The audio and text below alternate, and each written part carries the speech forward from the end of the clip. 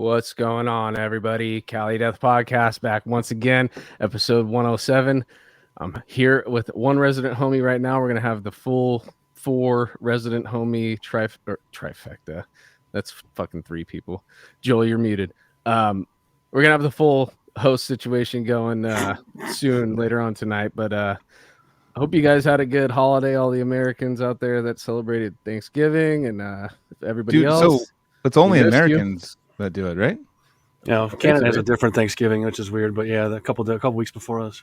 Yeah, I'd feel like there'd be like some other kind of like just in placeholder because it's like holiday season, everything kind of shuts down. That other countries are like, we're fucking family day. Make up some other shit, yeah.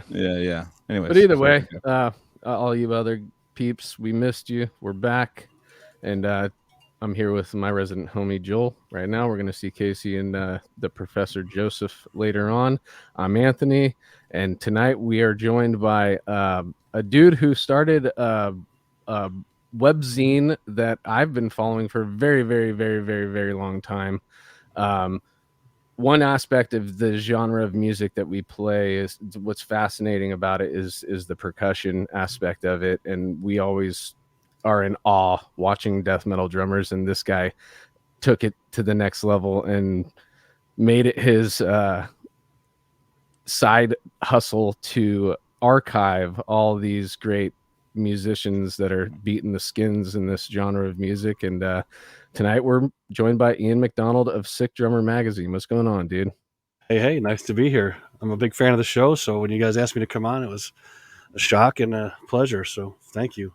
Totally, dude. Yeah. And that's awesome that your family see you in the chat all the time and you're hanging out with us each Thursday, so that's rad. And it's natural, I think, for us to sit and have a conversation with you because, like I had said, that was a good source of underground content for us for many years coming up in the death metal scene. So thank you for that. Oh, thank you. Like I said, dude, I even as a vocalist, I love hearing guitar solos and watching guitar players play, but I mainly would always just focus on the drummers while I was at a live gig. If I wasn't paying attention to the front man, I'd always my eyes would end up, veering to the back of the stage where the drum kit was, because it's inhuman, some of the stuff that we've seen these guys do over the years. Yeah. And I understand your fanaticism when it comes, is that even a word, fanaticism? Yeah. When it comes to death metal drumming, dude. Well, drummers are the most interesting to watch. That's a given. No offense to anybody else. Also the hardest working too. I mean, you guys got to set up a fucking humongous kit every night. We're like if Anthony's got the least to speak about because he's like, hey man, I'm here. Bring on a fucking little briefcase. Not giving like snare one or not, like all this crazy shit. You guys have to set up like this full like spidered fucking like little arena, like mini arena around you, and like fucking break it down and like every night. And guitar players that really love playing their instruments might disagree with me because I know that they have fun playing their shit, but for me, all the instruments that I've dabbled in, drums are the most fun to sit down on a kit, like sitting down on Troy's kit or sitting down on Casey's kit and just trying to do what these guys do and fail miserably, but still have fun doing it. Free jams of just like, oh, dude, I can do a trucker beat. I could do a basic 1, 2, 3, 4 beat, but you guys can riff over it, and then I feel cool because I'm like, yeah, dude, I'm the drummer right now. Totally. But yeah, Shout out to everyone in the chat, by the way. Fucking yeah, I can't chat, right? Yeah. That's chat, Ross's son, right? No, I don't have a box to type. Right here. How does he pop into the chat, Joel? I mean, I can see all the people in there chatting, but I don't have a box. You don't have a box. You could go. Yeah, you have to do 2 windows. You have to go to twitch.tv/ Never Kelly mind. Does I'll yeah, I just guess talk. we should be plugging some shit right now, right? Oh yeah. No, boy. Hey, what's up? What's up, Jedi? Thanks for the shirt. Hell yeah, Oh dude. yeah. What's up, Death Metal? What's up, Mr. Cole Ross Jr.? Yeah, dude. David Colross, shout out, dude. He gave us a nice shout out on Instagram recently. It made me feel good that there's a few people out there that look at us as, you know, their number one podcast that they listen to, and to have the son of the great Dave Colross tell us that, dude, that's rad.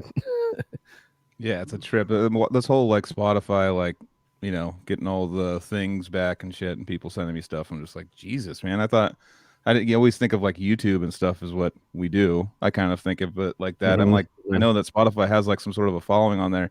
I went and checked the stats on it. I was like, whoa, it's gotten way more than when I first I was like, oh, it's like 20 listens a podcast or something when I first put it on there, and now it's like insane amounts compared to that. That's cool, dude. Yeah, it's like what were some of the stats? Were top 10%. You have like all most followed podcasts on Spotify. Yeah. No, that surprised me. That was cool. What didn't surprise me though, they're like, you're in the 99, you're in the 1%ers of content creators, and I'm like, well, we fucking do 3-hour shows every week. Like that. I think it said like some sort of minutes, thousands of hours, like some sort of like for the year it was like 7,000 hours or something ridiculous. I was like, Jesus, or maybe minutes. I don't know. Minutes, like, not hours. Yeah, hours would be like we're still going like for the last 10 years. But no, it's like it's crazy seeing that. So shout out to everyone for fucking watching and being one of these motherfuckers, one of these ride or die motherfuckers. You know what I'm saying? Sir. That's yeah, what's up. I appreciate it a lot, man. Yeah, for sure. All right, let's do some plugs real quick. Let's plug Battleforge Coffee, as always.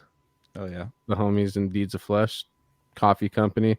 It is good coffee. I'm not just pushing it because they're the homies. I've tested it many a times, and it was my daily drinker until it was done.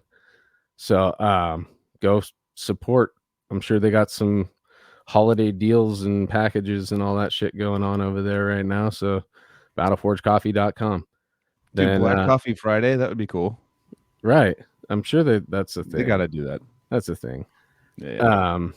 For us, exciting news. It's not up yet, but at calideathpodcast.bigcartel.com, soon, probably by the next episode, we will have a pre-order up for a full colored tee. Joel, do you have the image for that, or we'll pop it up next episode? Yeah, I'll throw it up maybe at the end or something. But anybody who saw the 100th episode, that graphic that you see as the thumbnail for that video on YouTube, that is going to be going on a t-shirt. We're doing a pre-order there, and then we're also doing the OG logos again, but with an updated version where we're moving it from left chest to right chest, because we realize that so many guitar players that are fans of the show, they perform with them or they do these playthrough videos, and we're like, oh dude, you could see the Cali in Cali Death podcast, dude. It's like the worst promotional idea ever. Totally. No, I mean, it's usually is underground left chest when you do it like that, but no, I saw that and I'm like, yeah, let's move it over to the right chest for all those guitar players that are fans of the show. So there'll be a new version, and all you guys with the OG logos are gonna be like super OG because you got the original left chest version. Just because this question came out of left field, I kind of feel like I'm just going to throw it up here. It's up to you, Anthony. But what's your favorite bass player of all time? My favorite bass player of all time. I mean, I would just say Sean Malone. You know, that's an easy one for me. Yeah. There are, I would say Thundercat is one of the dudes that's non-metal that really blows my mind when I watch him play. Straight metal, Steve DiGiorgio, you know, like There's different. There's a different cat for each style. But really, if I was gonna go all out, I'd probably say Sean Malone. Yeah, there you go. It's an There's easy Joe one, Lester though too. Yeah, Joe Lester's up there for me too, Ricky.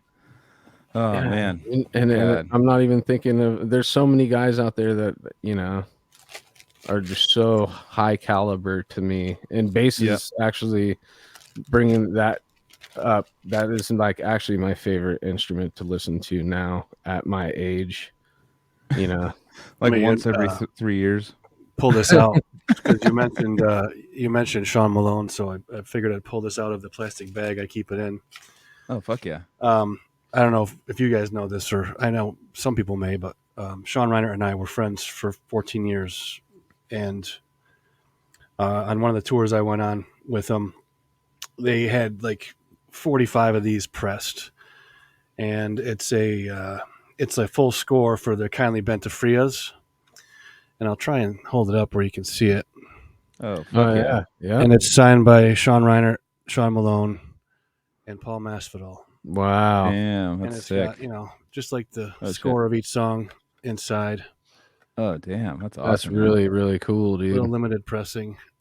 Yeah. And I keep it in a bag now in a box with my other stuff that I keep in that box. I would just like too, priceless. Yeah, it's pretty dope, man. Hell yeah. There's certain things in like underground death metal, progressive metal that probably mean nothing to anyone, but I would spend like all my money on, like just like something like that, like a signed something. I'm like, that's the most prized possession I have. And like if a robber comes in, they're like, what the fuck is that? I'm take your TV, you know what I mean? Or something like a signed picture of a basketball player you have behind you. But like having something like a pick that someone's thrown to me, or like something like that that's personal, is like just the most valuable thing, definitely by far. I know it's way early in the show, but it's right next to me, so I figure this is the only other thing I really will pull out that's very, very sick. And if you can see up in the top corner by my finger, this came right from Terry Butler. Oh, wow. Sick. And these are leftovers from the actual Perseverance tour. Patch, sticker, button, and a signed Terry Butler pick from the tour. That's rad. That's so shit, sick, dude. I got one of my worst ago, things. Yeah, my brother bestowed to me a leprosy signed Death album a long time ago. It was like had Terry Butler signature, Chuck's signature, and I fucking lost it. Oh, bro. Or someone stole it. I don't know, because it was like I was moving a little bit, like over a couple years, and it just isn't anywhere to be found now. And I'm like, dude, that sucks. Yeah, that was like a Chuck signature on a fucking leprosy album. like I don't know. I'm still in denial. It's like in a box somewhere, but I only have like 7 boxes. Someone just commented Terry was selling those. Oh, okay. On those picks? The whole package. The whole package. Cool. Hell yeah. I was gonna buy one, but he wouldn't take my money. So is sweet? Do we currently have it on the left tit or the right tit? It's on the left. We want it on the right because everybody's strap goes over their left shoulder. He wants the left. So we'll maybe print like 4 of those, and then we'll just pretend like we're out forever. And then I'll sell them on eBay for $19. I'm just kidding. I believe the proper word is heat. Yeah. I've seen Odious shirts on eBay. One time I saw an Odious. It was the fucking Devouring the Prophecy one on eBay for like $99. No, it was over $600, $700. It's so funny, dude. I have literally probably about, I don't know, 10 or 20 of them right in the room over there. Now they're like $10 now. Just moving shit. I found a bunch of old Carnivorous merch, which I'll probably see if anybody wants to buy some shit from listeners to the show. But why not get rid of it and split it up between me, Troy, and Dan? But we just give it away as like fun little things. Like little contest things or something. Yeah, that'd be cool. And then some Odious shit. I went to a flea market a couple months back in Buffalo, and there was a little. No, it was in Rochester. The flea market person was from Buffalo, and they, T-shirts and whatever else. And I'm sifting through the racks, and I find this, what I thought at first was a Venom shirt, but it turns out it was not. I looked at it again. I'm like, wait a minute, that says The Crown, which is the European. Yeah.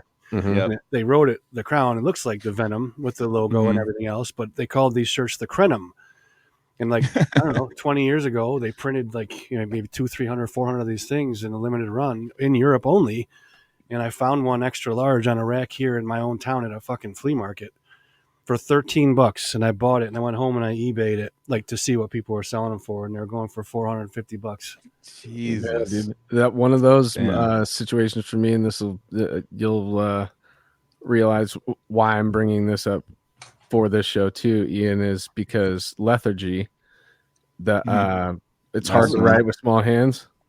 Yeah, Yeah. that's my hometown boys. Yeah, that's why I'm bringing it up. Yeah. And ties into what you were just saying. I found that for $4 at what it was Rasputin in Berkeley, and if I find that if it ever even comes up on eBay, it's like 200 used.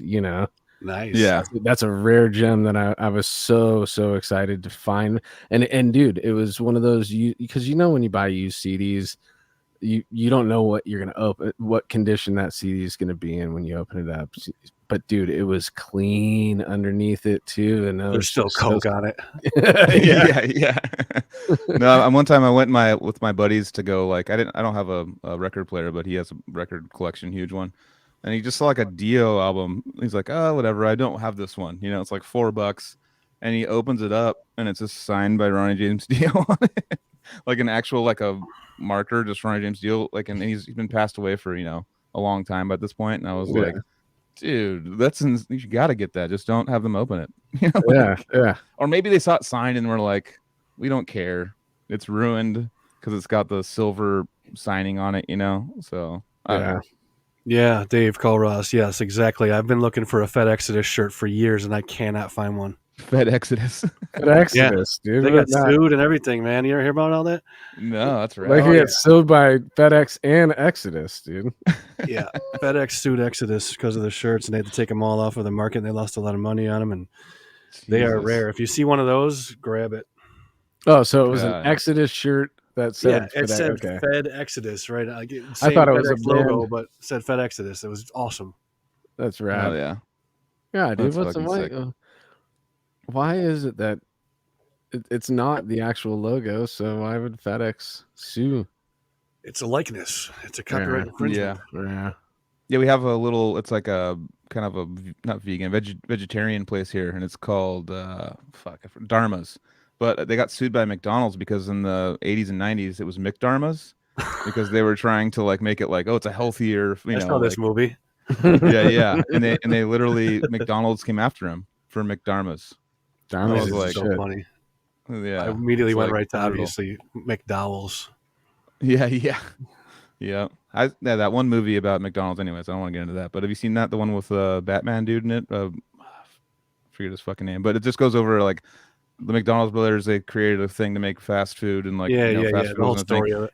And the guy came in and was like, "Oh, I like that," and just like talked him into a bunch of shit, and then like turned it into a humongous thing. And they were all bummed. They wanted it to be local, kind of. They were like the bros at the beach, like, "No, this is locals only." And they like ended up fucking making it humongous and cutting a bunch of corners. And at the very end is a handshake deal for like a percentage of the company, which would have been like 700 million now or something. And they gave him $1 million to get the company from him, and then a handshake deal for a percentage. And they just didn't get any of the percentage. And they just got fucked over, and then they died. That's the movie. If you want to watch. I think it's a documentary on Netflix. Yeah, it's fucked. I was like, Jesus. That was like a McDonald's document or a movie with like big name actors about McDonald's. This is going to be weird, but actually ended up being like, what the fuck at the end, So spoiler alert. Michael, you say it at the end. Say spoiler alert at the end, just like fucking after I've already spoiled. Yeah. Too many what's up, the Max? founder, Michael Keaton. That's right. Anyways, Keaton. I was going through all the different Batmans. There's so many fucking Batmans, dude. But I guess I would say that Michael Keaton, he was in the first one, right? No, in the first one's what's his name? It's Mini Horns. The first one. Remember that one fucking guy from God damn it, I can't Gabe's other band, his new band that we had on? I can't help you. I know nothing about Batman Ember Throne. None of that. Ember Throne, the guitar player. We like because I was talking about how I do the mini horns, and he's like, "Oh, what's the original Batman's name?" He's like, yeah. the fucking blah blah blah. Oh, because of the ears. Yeah. Yeah. Who was the actor who did the original Batman? Thought it was Michael Keaton. It's such an Adam West. Thank you, Max. No, okay. Yeah. He called him Adam West. He's like I'm sorry. Adam West. Yeah, I should have specified. I'm talking about the movies though. The Tim Burton. Oh, okay. Old school. All right, let's not go down. We can go down a fucking rabbit hole with fucking. The rules are there are no rules. What do you think about fucking Superman, brother? Yeah, dude. Number 2 was pretty cool. Those fucking the 3 aliens that fly, dude. The way they fly in that movie is so funny, dude. Hey, Max, thanks for joining us, dude. Fuck yeah, Max. What's up, dude? Love you, buddy. Watching you last night again, dude. Yeah, we were just talking about you pre-pod actually too. It's funny. I like Max. Whenever I go on Max's, like to go in the chat. He's like, everyone check out Cali Death. But everyone that is in this chat room already knows about Max. I'm like, everyone, can you subscribe again or something? Like twice to him? Unsubscribe and resubscribe just for fun. Yeah. Nice, dude, we never ask anybody to subscribe to our shit. Subscribe to ours. Change the podcast to Weeds, please. No, we'll get copyright infringement from the fucking HBO show, dude. Yeah, I'm gonna start a new thing where like it's a new kind of thing where like Murray loves finding the weeds and calling it out, so that's got to be a name too. It's like get Murray. I don't know. We'll figure it out. He's the weeds like the detective. First one to be like, weeds, run the weeds. The Murray Death Weed Cast. He loves the weeds. He knows he does. Yeah, he does. So Ian, we totally didn't say it in the plugs, but where can, if people don't know about Sick Drummer, why don't you give them a little pitch speech and where they can find it on the internet? Yeah, sure. Sick Drummer started in 2006 and then went to a digital magazine in 2008. Did a lot of digital issues. We kind of slowed down on it recently just because of work and life and the insurgence of video being everything right now. So you can find us on just a regular website, sickdrummermagazine.com, or on Facebook, Sick Drummer Mag, YouTube, Sick Drummer Video, and Instagram, Sick Drummer Mag. Really don't do too much on Instagram, but it's there, and we do post a lot of stuff, but not a ton. Mm-hmm. Most of the stuff we do now is on YouTube, Facebook, and just the website alone. So you still do like live streams and stuff. There's been times before the podcast is starting and like there's a John Longstreth live, and I'll put it like in our group. We'll watch it before we go live and just hang out, and it's sick, man. It's really cool. Yeah, we've live streamed about, I'd have to count, but probably close to 70 guys this year so far. Wow. It's almost over. Damn. But yeah, there's a lot of, I've got guys in Florida. I've got guys in, Illinois, California, St. Louis, Toronto, Australia, everywhere, and they just. Who's your California guy? Anton Heffley. Anton's right. He, like last time I saw him, I mean, every time I saw him, he just comes with like a whole Ziploc bag of joints. Yeah, he's got like 20 joints. He's like, "What's up, guys? Man. Yeah, he just smokes a ton and just fucking. I'll plug his place if you don't mind. He owns a place up in Ukiah called Revolution Emporium. Hell yeah. Does very well, and actually Jason Bittner from Shadows Fall and Overkill and every other band he's ever been in is a part owner with Mike from Flotsam and Jetsam, also part owner of that club. So yeah, they do well. Not to go weeds more, but what's Flotsam and Jetsam all about? I keep seeing that name, and it's one band I've always skipped. They're a good band. They've been around since the late '80s, and it was actually Kurt Hammond's first band from Metallica. That's right. Okay. And Jason Bittner was in it for a little while, then he left, and then they got another drummer now, but they're still touring. Okay. It's it's good stuff. It's almost like Nuclear Assault, but just not as fast. Mm-hmm. Okay, cool. Kind of check it. The name just sounds like it's a classic rock band to me. So I've always kind of been, I grew up with classic rock, and I still love classic rock, but I have I don't want to find out new classic rock now, if that makes any sense. Like my dad kind of instilled the classic rock I want to hear forever, and it's nostalgic. And I was like, Flotsam and Jetsam, that's it's like fucking Led Zeppelin, right? They toured with Flotsam and Jetsam. It's like it just has that name, that kind of nostalgic 70s, 80s name to it. And if you go look them up, I'll tell you my favorite song by them is called Suffer the Masses. Okay, I'll write that down. It's killer. Fuck yeah. Suffer the Masses. I used to jam it in my Chevy Chevette, with my Pioneer THX 120 speakers on the back dashboard, cassette deck, nice. Full EQ. Hell yeah. God, that used to be the number one like way to tell if you've made it is like if you had a sick stereo in your car. That Yeah. was like, and like, dude, this guy's folds in and goes pretends like it's gone. Like, I your was like, base the plate comes off when you technology. go into the store. Dude, I got to get one of those. I used to install stereos for people in their cars and custom boxes and everything. Damn. I had some good stereos back in the day, you know. And a GTO and some cool Yeah. cars. I kind of want Everybody like a 10-inch attributes. sub, like like a 10-inch. Sorry to cut you off, but a 10-inch sub, like because a faster like metal sub, so it's not like a. It's kind of like fast and just like Yeah. have it in the trunk That's somewhere. actually what I was going to go into is like subwoofers are always, connected to hip hop music in cars, but really having a subwoofer enhances metal music so much. Oh yeah, So totally. much, dude. I think the And size of their cute, woofer right? changed right around the same time like the Judgment Night soundtrack came out, though. People had to get that bigger boom, you know what I mean, for the House of Yeah. Pain helmet songs and stuff like that. No, my yeah. buddy had like four, or no, he had two boxes, sub boxes in his trunk, and we were just getting into Morbid Angel. Fuck, I can't think of anything today, but it's a song with Opening of the Gates on it, Gateways to Annihilation. Yep. And we wanted to hear Opening of the Gates in it, or like because of that double bass in that, and that was like so new to hear it that fast that we were like, dude, we gotta check this out in your car, like full blast, and we were just like, what the fuck? This is like, it was like better than live almost. It was like just fucking, we were like eyes, just pupils were huge, just like, what? This is the most insane thing. I need this, but it took up like his whole trunk, and like, he was dedicated. I'm not that dedicated. Could cause electrical draws, draining your battery, Yeah. all this kind of shit. Yeah. Do you have to get like a separate or like an inverter? And then how does that even work for one of those? You could just go off your car battery, but there are like certain things Superpower you batteries? have to do. No, you don't even really need that. It's like No. there's like converters and shit like that you would just need. And obviously the wiring needs to be done properly, or you end up getting fucking draws, which will drain your battery overnight. Crossovers that send high pitches to short speakers and low pitches to woofs and everything like that. Yeah, it makes sense. Definitely.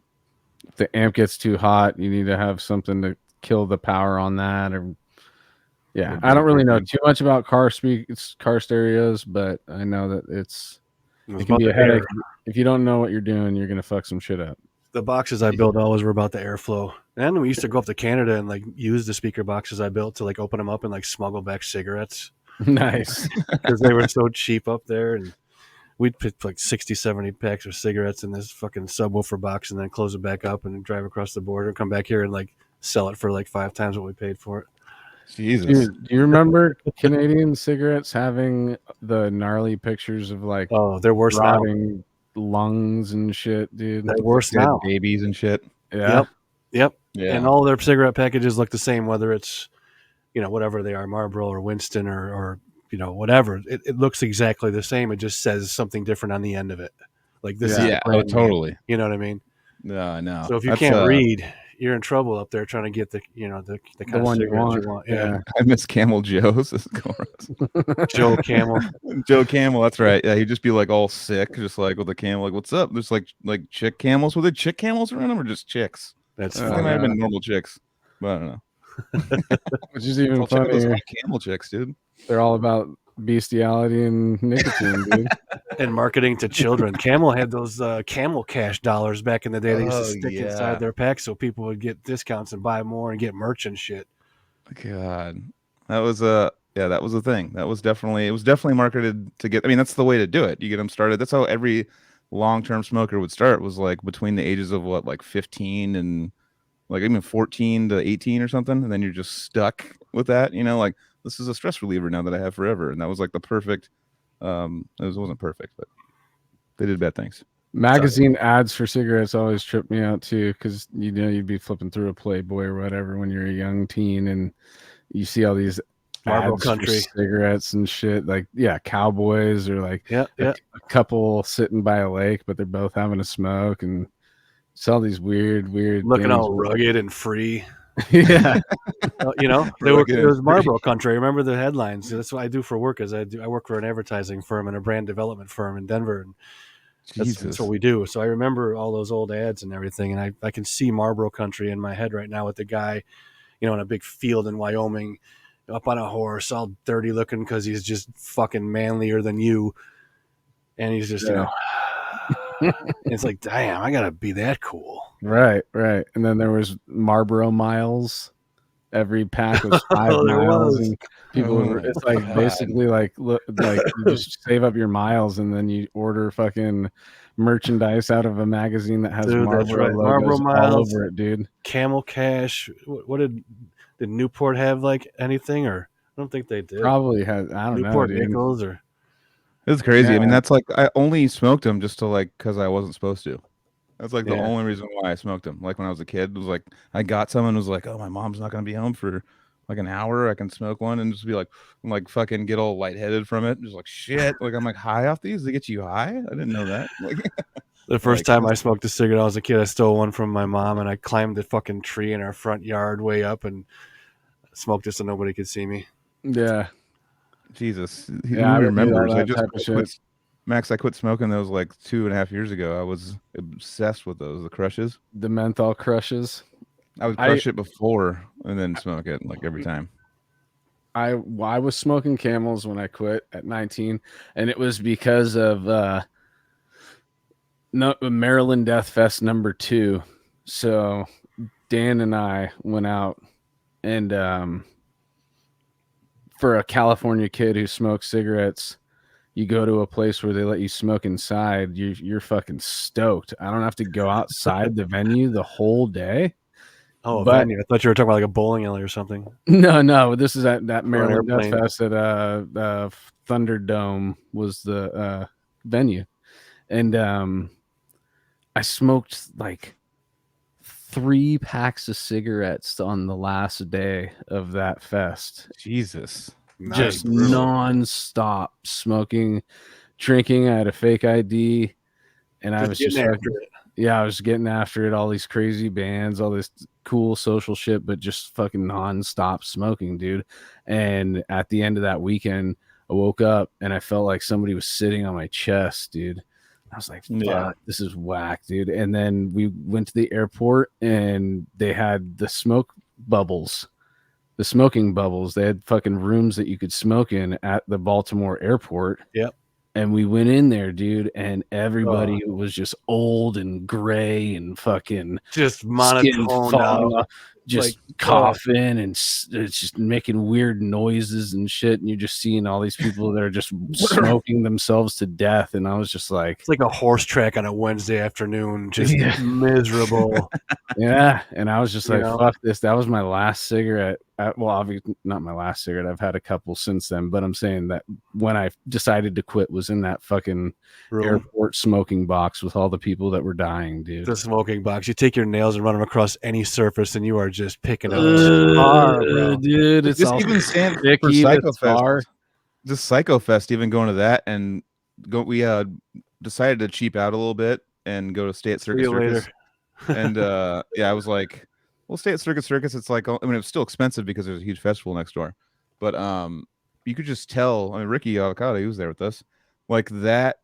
Just you could just tell the decades of smoke that have gone in there. Like there's barely anyone smoking in there now, but like it was just caked like 50s gross. I don't know how to explain it, but they're like fixing all the carpets. Wash the walls enough, dude. No, you can't. You gotta paint them, dude. I was a painter for a long time, and I went into some houses and apartments that people must have sat around like you, and they just had 3 packs in a day every day, and you got to put like primer, like oil kills primer on that shit, or it'll bubble back through. It's nasty. You got to paint the carpets too, dude. You're like, you can't get rid of that smell. Yeah, it's there forever. We used to have ashtrays on airplanes, man. Yeah, that's before my time. When's the last? I've actually been with ashtrays, bro. I've been on I mean, it wasn't legal, but I've still flown on planes that still had them, and I'm like, damn, this is an old plane. The little flippy things. Yeah, right there on your fucking on your armchair, on the armrest. That's wild, dude. And the fact that they had smoking sections on planes, like what? Like you just have to be back in the last 5 like a rows. Fan that's like going against it, like no, from like a it goes all the way up front, and everybody just breathing the smoke, dude. I guess it's for people is like, okay, I guess we're gonna have to just breathe it no matter what, but we don't want it right in our face. This is true. This is right here.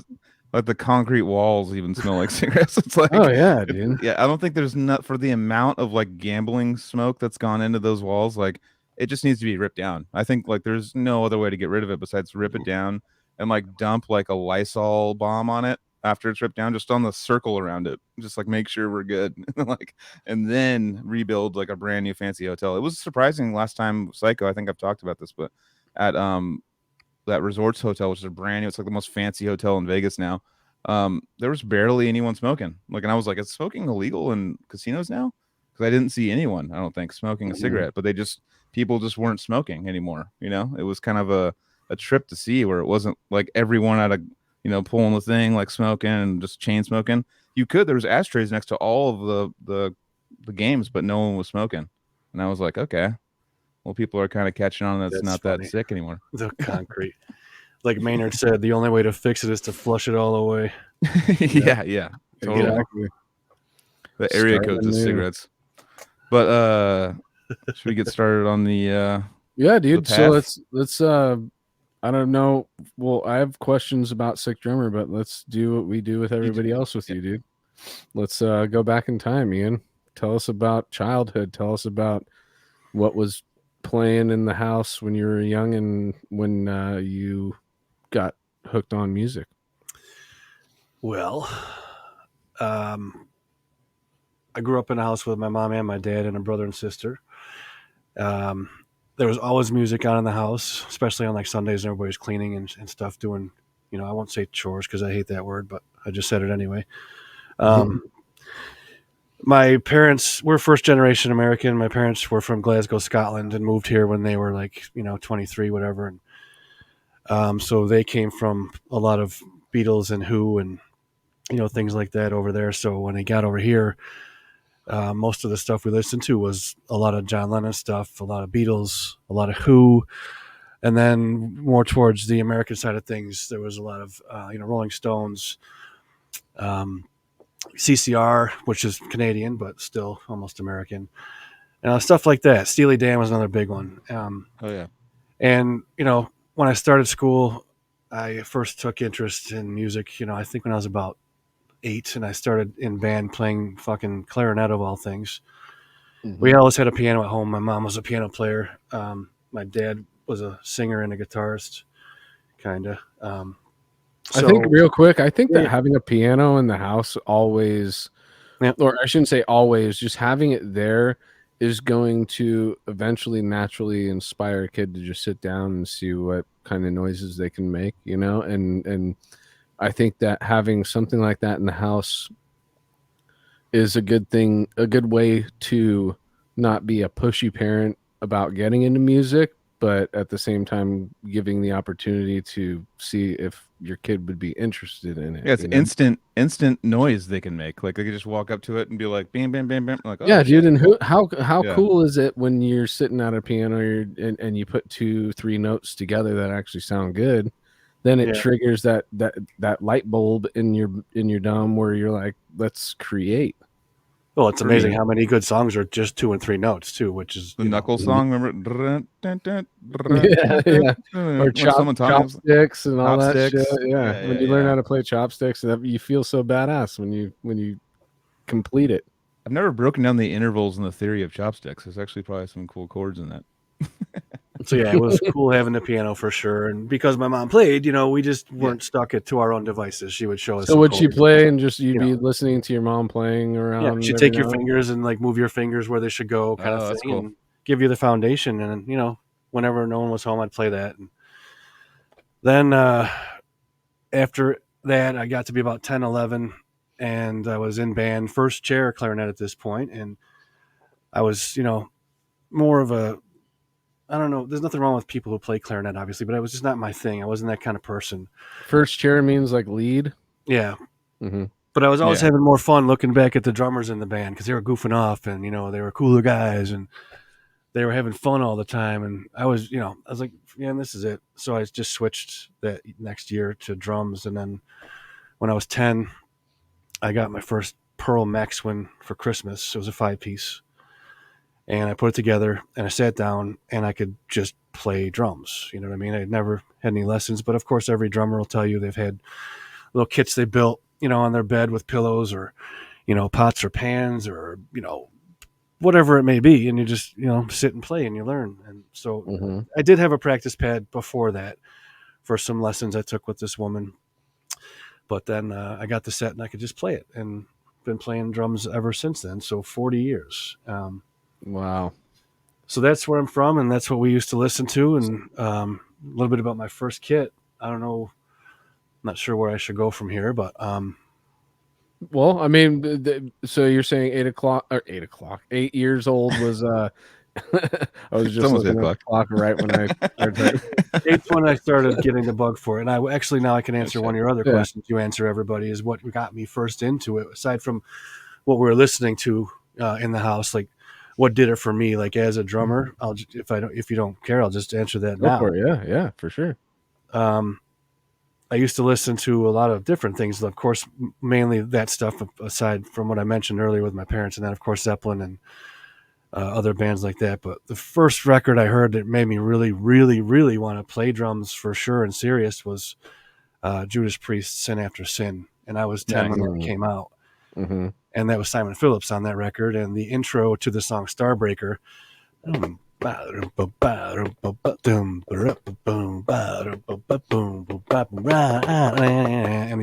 that was like, fuck, I'm playing drums. Yeah. That's it. Quick drummer question for you. So I was in Streetlight Records with Lee from Stratosphere, as the drummer of Stratosphere, or was when they were going. And did Simon Phillips play in Africa? He might have, yeah. That's a very good possibility. Because he was like, I'm pretty sure we met him at Streetlight, and he's all, "What the fuck? It's fucking Simon Phillips right here." He was like a little curly-haired blonde guy, right? Yeah. Yeah. We like met him, and I was just shook his hand. I'm like, I don't know who this is. You mean Toto or Africa? Oh, Toto, Jesus!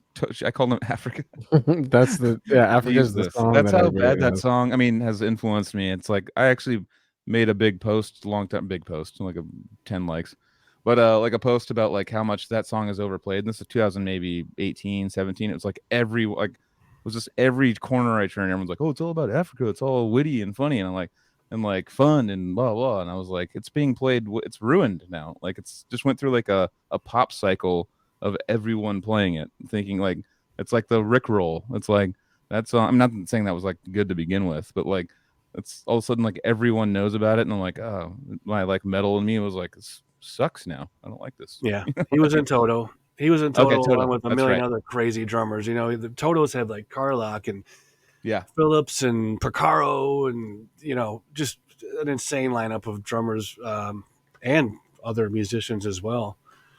But yeah, he was in there for a few years ago. I think Dave Koros just posted something. Then he was in again later on. I don't know the years, but I was never a follower. Toto was cool, but I just don't know that much about him. Mm-hmm. Yeah. But that shuffle, Porcaro, again, going back to Porcaro, or even the Purdy shuffle, Bernard Purdy. I don't know if you can say he's the one that came up with the shuffle, but that Toto shuffle from Africa that everyone emulates so often, that's like pretty the legendary. Shuffle Blast, the Toto Shuffle. I actually had the opportunity when I was younger, after I started playing in school. I took some lessons for a little while when I was about 12 or 13 here in town with a guy named Steve Egan, who's passed away now, but he used to play in this band called No Camouflage, and he was outstanding. Had this whole Rototom set, actually, which we used to play on, which was fun. It's a Rototom. It's like a clear drum that's mounted. There's 3 of them mounted to a metal framework, and you turn them to tune them. Interesting. They're kind of cool.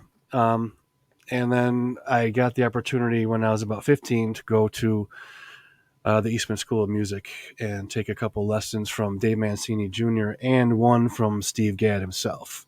Oh, damn. Wow. And he played that shuffle for me the day of that lesson, and I'll never forget it. God damn. Sorry. Hell yeah. So, and that was 13, you said? Yeah. 13, 15, yeah. We need the drummers in here, man. It's like, yeah, dude, it's all good. They'll be in here. We're like, what's a Rototom, dude? It's like RoboCop, dude. It doesn't matter. Roto with a T, though. A lot of people don't know what Rototoms are because they're really not a thing anymore. I thought they're the thin toms, right? They're like super thin. They're one's like this round, and the next one's this big, and then the next one's this big. So there's I see. there's 3 of them on a rack, and you can turn them to tune them. And they're high pitched. They're almost like concert toms, if you will. But back in the day, like you mentioned, like Flotsam and Jetsam, like bands like that, they all had their 3 rotos before their first rack. It was like the thing to do with the big cage. But some guys still use them. They're coming back. They're making a resurgence. The guy, my buddy that plays in Sulaco, which is guys that used to be in Lethargy and other bands. Yeah. He just bought a set of rotos, and I actually live streamed him a couple months ago with the rotos, and he used them, and it was funny. I was laughing. But some guys That's are a still band. playing them. Now that you just brought them up, I've always recommended that band to a lot of people, and they're on Willowtip, right? Weren't they? They were. They're not anymore. They're looking for a new label now. Okay. We were starting like the Cryptic time. They also were on. And yeah, that band came out of Lethargy, and it's another one of those bands. We talk about these guys or these bands that I really truly believe that more people should know about. Like Sulaco is one of those groups. Absolutely. Super technical, catchy metal. I'm glad you guys are talking about it. I literally have never said that. I know what it looks like. I've never tried to say it though. I was Sulaco. Okay. Sulaco? Yeah. The name came highly from recommend it. the name came from some ship on Star Trek, like the USS Sulaco, I believe. Okay. Nice. Oh yeah, check it out, guys. I've known those guys my whole life, SULACO. and they're all awesome musicians. They're a great band, and they do a lot. They still play a bunch. Their last album was killer. If you haven't heard it, Sulaco. Gilbert. Hey, what's up, Mr. Gilbert? Appreciate it. Your area has a lot of good things have come out of there, dude. And well, back to real quick, if you don't mind me interrupting. I'm sorry. No, the history of how Sick Drummer started. The reason Sick Drummer started even was because I was a computer dork, and I was always building computers and websites with pen and paper before CMSs were around, and I was buying and selling domain names for fun. And one day I just came across the domain name sickdrummer.com, and I just bought it. I'm like, holy shit, that's cool. And about a month later, I had a website built, and I had my first interview up with Braun Daler. It was right back here. Yeah, on my I love Braun. I can't. His face is getting blocked by my. There he is. And so Braun went to my high school, right? I've known him for a long time. I was a senior; he was a freshman with my sister. And Tim Young, I've known him since he was about 14. His parents used to bring him to shows and drop him off and pick him up. And Dave Colross, of course, I've known since I was 18 and a half-ish, 19. And those 3 guys were the reason that I bought that domain name and built the website, and the reason all this exists. Wow. Hell yeah. That's fucking rad, dude. Yeah, I had similar thing. I mean, it's so funny because it's Sick Drummer. When I was a kid, it was sickness.net was my that was my website I built when I was in the 90s. It was probably 98, I'm 99. down with it. Yeah. And I like was interviewing bands and stuff, and then it's funny that I'm doing it now because I left that, picked up a guitar, started playing music, and then my dad joking toured. Already? Did that one go over your heads? I'm down with it. What'd you say? He's like, oh, I got sickness.net. I'm like, I'm down with it. Down with the sickness. No, this is before Down with the Sickness. All right. So that hadn't been dropped yet. So I was slow going down in on the dad chronological order for jokes. No, but that's if you make a GeoCities joke right there, I would be down with that. That's so funny. GeoCities. How about Brave Pages, or did you search Ask Jeeves to find that one? Oh my god! No, I searched Netscape, dude. I wasn't even fucking with that. Jeez. Netscape. Then I built an OS Commerce website to sell garbage products to people. Oh fuck yeah, dude! You guys are totally computer nerding out, dude. Dude, you just got through saying you're a computer nerd. You work in IT. Yeah. I was literally writing websites on pen and paper. I read books by this guy David Taylor and code, and I just took my own courses and just learned it. And I was just building them with pen and paper before you had stuff like Dreamweaver and Mambo or Nuke or OS Commerce or Joomla or any of these platforms. And I'm still a dork about it, but I don't keep up with that anymore. I know. That was a fun times. I mean, actually figuring out the code and stuff and seeing it actually come to life and shit. That's where I got started with it. But then I started, getting all fucked up and decided to play guitar and wanted to party. So I was gonna say back to pre-sick drummer though, because I want to. You were talking about 13 to 15 is when you started taking lessons, getting serious with it. Was there any bands or guys that you were jamming with back then that you may have created music with or played covers or whatever? A little bit, not so much. But my older brother, who's a year and a half older than me, plays guitar, and he's pretty sick. So I always had someone to play with. Were you guys listening to the same kind of stuff? Oh yeah, pretty Nice. much. I was a little heavier than him. He was more into like John McLaughlin and jazz sick. blues guys like that, or Django Reinhardt kind of crazy shit. But he could also rip Van Halen like nobody's business, or Ozzy, or Fish, or not Fish, but that kind of music back then, before Fish came out. And then when Fish came out, oh, dude, I don't know if you guys like Fish at all, but there's a solo on their first or second studio album from I love Trey. Yeah, Trey's awesome. Run Like an Antelope, and their solo is like 12 minutes long, and my brother plays it fucking note for note perfect. He took lessons for a long time from a guy named Cecatello, who was in a band called Spyro Gyro, Grammy nominee multiple times. He never won one, but my brother was definitely schooled on guitar. So Sick. I think that's a lot of the reason that I have the style I have now. I'm not a metal player really. I've been in metal bands, but I'm more of a let's say King's X meets Alice in Chains, Old Sabbath, Fate's Warning, Dave Matthews kind of drummer, Yeah. And I've always had a really weird take on 2 and 4 and where it is, and I've always gotten a lot of comments from people about how weird my fucking timing is without being off time. Yeah. But no, not really any bands until like a little bit after high school.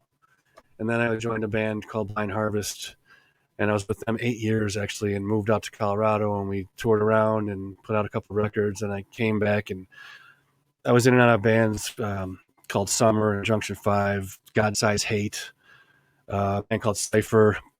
And I'm in a band right now called Last Days of the Sun, and my guitar player is this guy Bob Brown, who's actually in a band with Braun. When they were like 15, 16, it was a Christian band called Covenant, and Braun was the singer. And he was a really good singer. So it's weird to be in a band with that dude now, and he's a riff monster.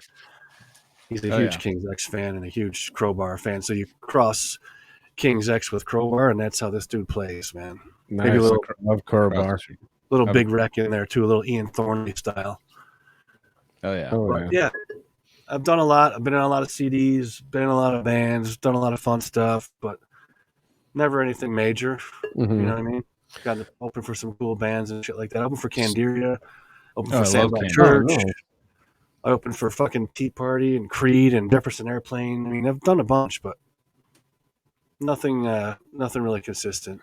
So then talk about how you got into the more extreme side of things. If your brother was not necessarily into the more extreme aggressive styles of music, how did you come across that? Who was involved and all that kind of shit?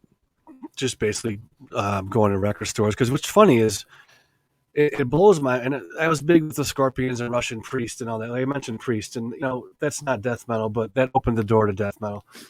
And what's weird to me is that I was 10 years old. There was no internet till I was 23. So when I was 10, it was 82. And somehow, some way, I knew that like Led Zeppelin 4 was out, or Blizzard of Oz came out, or Sin After Sin came out. And I went to the record store, or the whatever store in the mall when we would go with my parents, and I would buy, or they would buy me, or I would buy me with allowance these records or tapes, and I knew them. And it's mind blowing to me, because it's not like they were in the newspaper. You know what I mean? They might have been in like a Hit Parader or a Circus or something magazine way back in the day, which I would grab one of those in the shelf when I could, and bring it home and read it, and hang up posters of drum sets and bands, and dirt bikes were the other thing. Magazine my posters. bedroom was full of girls, dirt bikes, and pictures of drum sets from catalogs. Nice. Just dorked out. I never had the balls to put up girls. Really? Yeah, because I don't know why. I was just like, that was like my secret. I was like, man, I'm gonna go look at girls on my own. Like, I'm I talking was like, tasteful pictures though, not like the Playboys you mentioned not the earlier. I Carmen, mean, not the like, Carmen Electra, like, because those were like every time I walk into a garage back in the day, it'd just be like Carmen Electra, Pam Anderson, sure, Cindy Crawford, yeah, Mac you know, Tool like, or hauling like on ass. just all going like, just doing their pose, their bathing suit, and I'd just be like, damn, Oh, dude, this mine were guy's totally clean. I took pictures from like JCPenney catalogs of girls in nice Oprah sweaters and Winfrey, things. Oprah Winfrey, fucking Cindy Crawford, fucking like go, killing it. I had like Cradle of Filth posters and shit. I'm Well, yeah, surprised those my parents. ones. Yeah, but there were some pretty racy Cradle of Filth posters, dude. But That you I can got. hide it in the I had, art, and I It put wasn't like like it the wasn't directly sexiest tits one. and The ass. sexiest one was on the ceiling above my bed. So just every night I'd be staring at this like goth Just trying to hit it, chick. Yeah, totally, dude. trying to shoot it down. If I ran out of all other options, that was always there for me, dude. When I moved to Denver when I was 21 with the band, Mm-hmm. and we did a bunch of stuff and played and toured, and then I left there about 3 years later. And when I came home, I actually went and tried out for Joey Belladonna's band in Syracuse. I didn't get the gig, but that was fun going to try out. Joey, but who's it? Is it Anthrax? It was Anthrax. Well, Oh, yeah, okay. he was not in Anthrax at the time and doing his own thing, and he put an ad in the paper, literally the newspaper, and I saw it and I drove down and tried out. Damn, that's crazy. Yeah, that's cool. Then man. Mike Gilbert. I love Fish too, brother. And I gotta say, when I'm online and seeing people like, I don't say any band sucks. It's just not my thing. Mm-hmm. It's just 4 or 5 or 6 people getting together doing what they want to do, and that's fine with me. Totally. Right. So when you see comments like, "Oh, dude, Fish is the worst band ever. They suck," like, think about that for a minute. You know what I mean? I know. It's insane to say. Nothing about them sucks. You just may not like it, but they are all just virtuoso incredible. They are more especially proficient Trey, than the but person. Mike Gordon. Yeah. They're all sick, dude. Just sick players.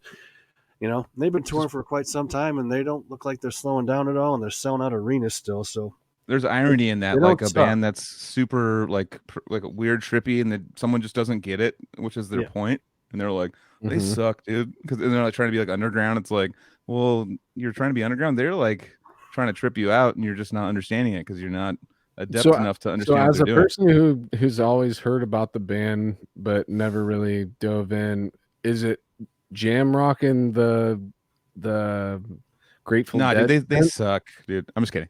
It's jam rock. They kind of, totally. but is this like was that like the next generation from the Dead? Yeah, pretty much. Yeah. There was the band, Oysterhead. Did you ever listen to Oysterhead with Les Claypool? I think it was Trey Anastasio and drummer of the Police, right? Yeah. Yeah. And then I also saw the Jazz Mandolin Project one time, which was Fishman. Met him in my town. That was cool. But yeah, they're a jam band. A lot of piano and a lot of guitar solos like the Dead, but just on a different level. I'm a huge Dead fan also. I've seen the Grateful Dead 13 times before Jerry died. Yeah. I used to travel around a little bit. Met my wife at a Dead show. My daughter's name is Cassidy. Did you buy any acid in the parking lot? At one time when I was into acid at Buffalo 1993, I took 13 hits at the same time and went to the show. Went to the Dead? Good times. He became dead. It's weird because it doesn't mess you up like 13 times more than one would. Yeah. It's not like 13 fold fucked. Yeah. It just kind of adds to what you got going on and lasts longer. Yeah, lasts longer is the main thing. I remember like the weekend. I remember when I was before I turned 30, I was like, I took acid with like these guys that take it all the time, and everyone took a half of what they took, and I took what they took, which was 3 times what everyone took, and I was tripping for like 22 hours. I was like, yeah, it happens. Yeah. Well, I got it. Like, I understand. Well, I mean, they attribute those Dead tours of being one of the main reasons why acid spread throughout the country. Well, they used to live with Ken Kesey in San Francisco, and he used to make it in their basement. And when you make acid in a house like that, there's a byproduct, and it becomes a powder that floats through the air that you can't see. But you get up in the morning and you lick your teeth or something before you go to brush your teeth or whatever, tripping. Whoa! Just like every day. Yeah, just take it, and all of a sudden someone appears. You're just like, what the fuck is going on? Oh, Yeah. Hey, you just said someone appeared. Oh, nice. I see what you did there. we finally got a drummer on here. The professor's here, dude. Thank you. What's up? Just kidding. This has been fun without you, but it's be better now. Do we got there he is. Tell me about taking acid. Or getting high without taking acid, I guess. I was just catching yeah, into dude, that. the byproduct. So you're saying the byproduct is in the air, The and byproduct when Ken Kesey and the Dead lived together in San Francisco in the Asbury district years ago, after they moved out of the apartment above Ben and Jerry's, they had a house down the way, and Ken would make acid in the basement, and the byproduct of making acid produces a thin vapor or powder, if you will. So when you're sleeping, no matter where you are in the house, it just spreads around, and you get up in the morning and lick your fucking teeth, and 20 minutes later you are tripped out. Like, so you just can't not be high if you stay in the house where the acid's made, dude. pretty much. That didn't last very long. They got busted and shut down. Well, yeah, like a trippy meth lab. Yeah. Sorry. But me and my buddies used to, in my senior year, we would skip school and just drop acid and go to the Six Flags and ride roller coasters all day, man. hell yeah. Did you ever watch that story on Steve-O? Steve-O followed around the Dead for a while. That's how he got started. I mean, like making money is that he would follow the Dead around, buy one couple hits of acid, resell it for, $10 more, buy more acid until he was getting to sheets and selling sheets.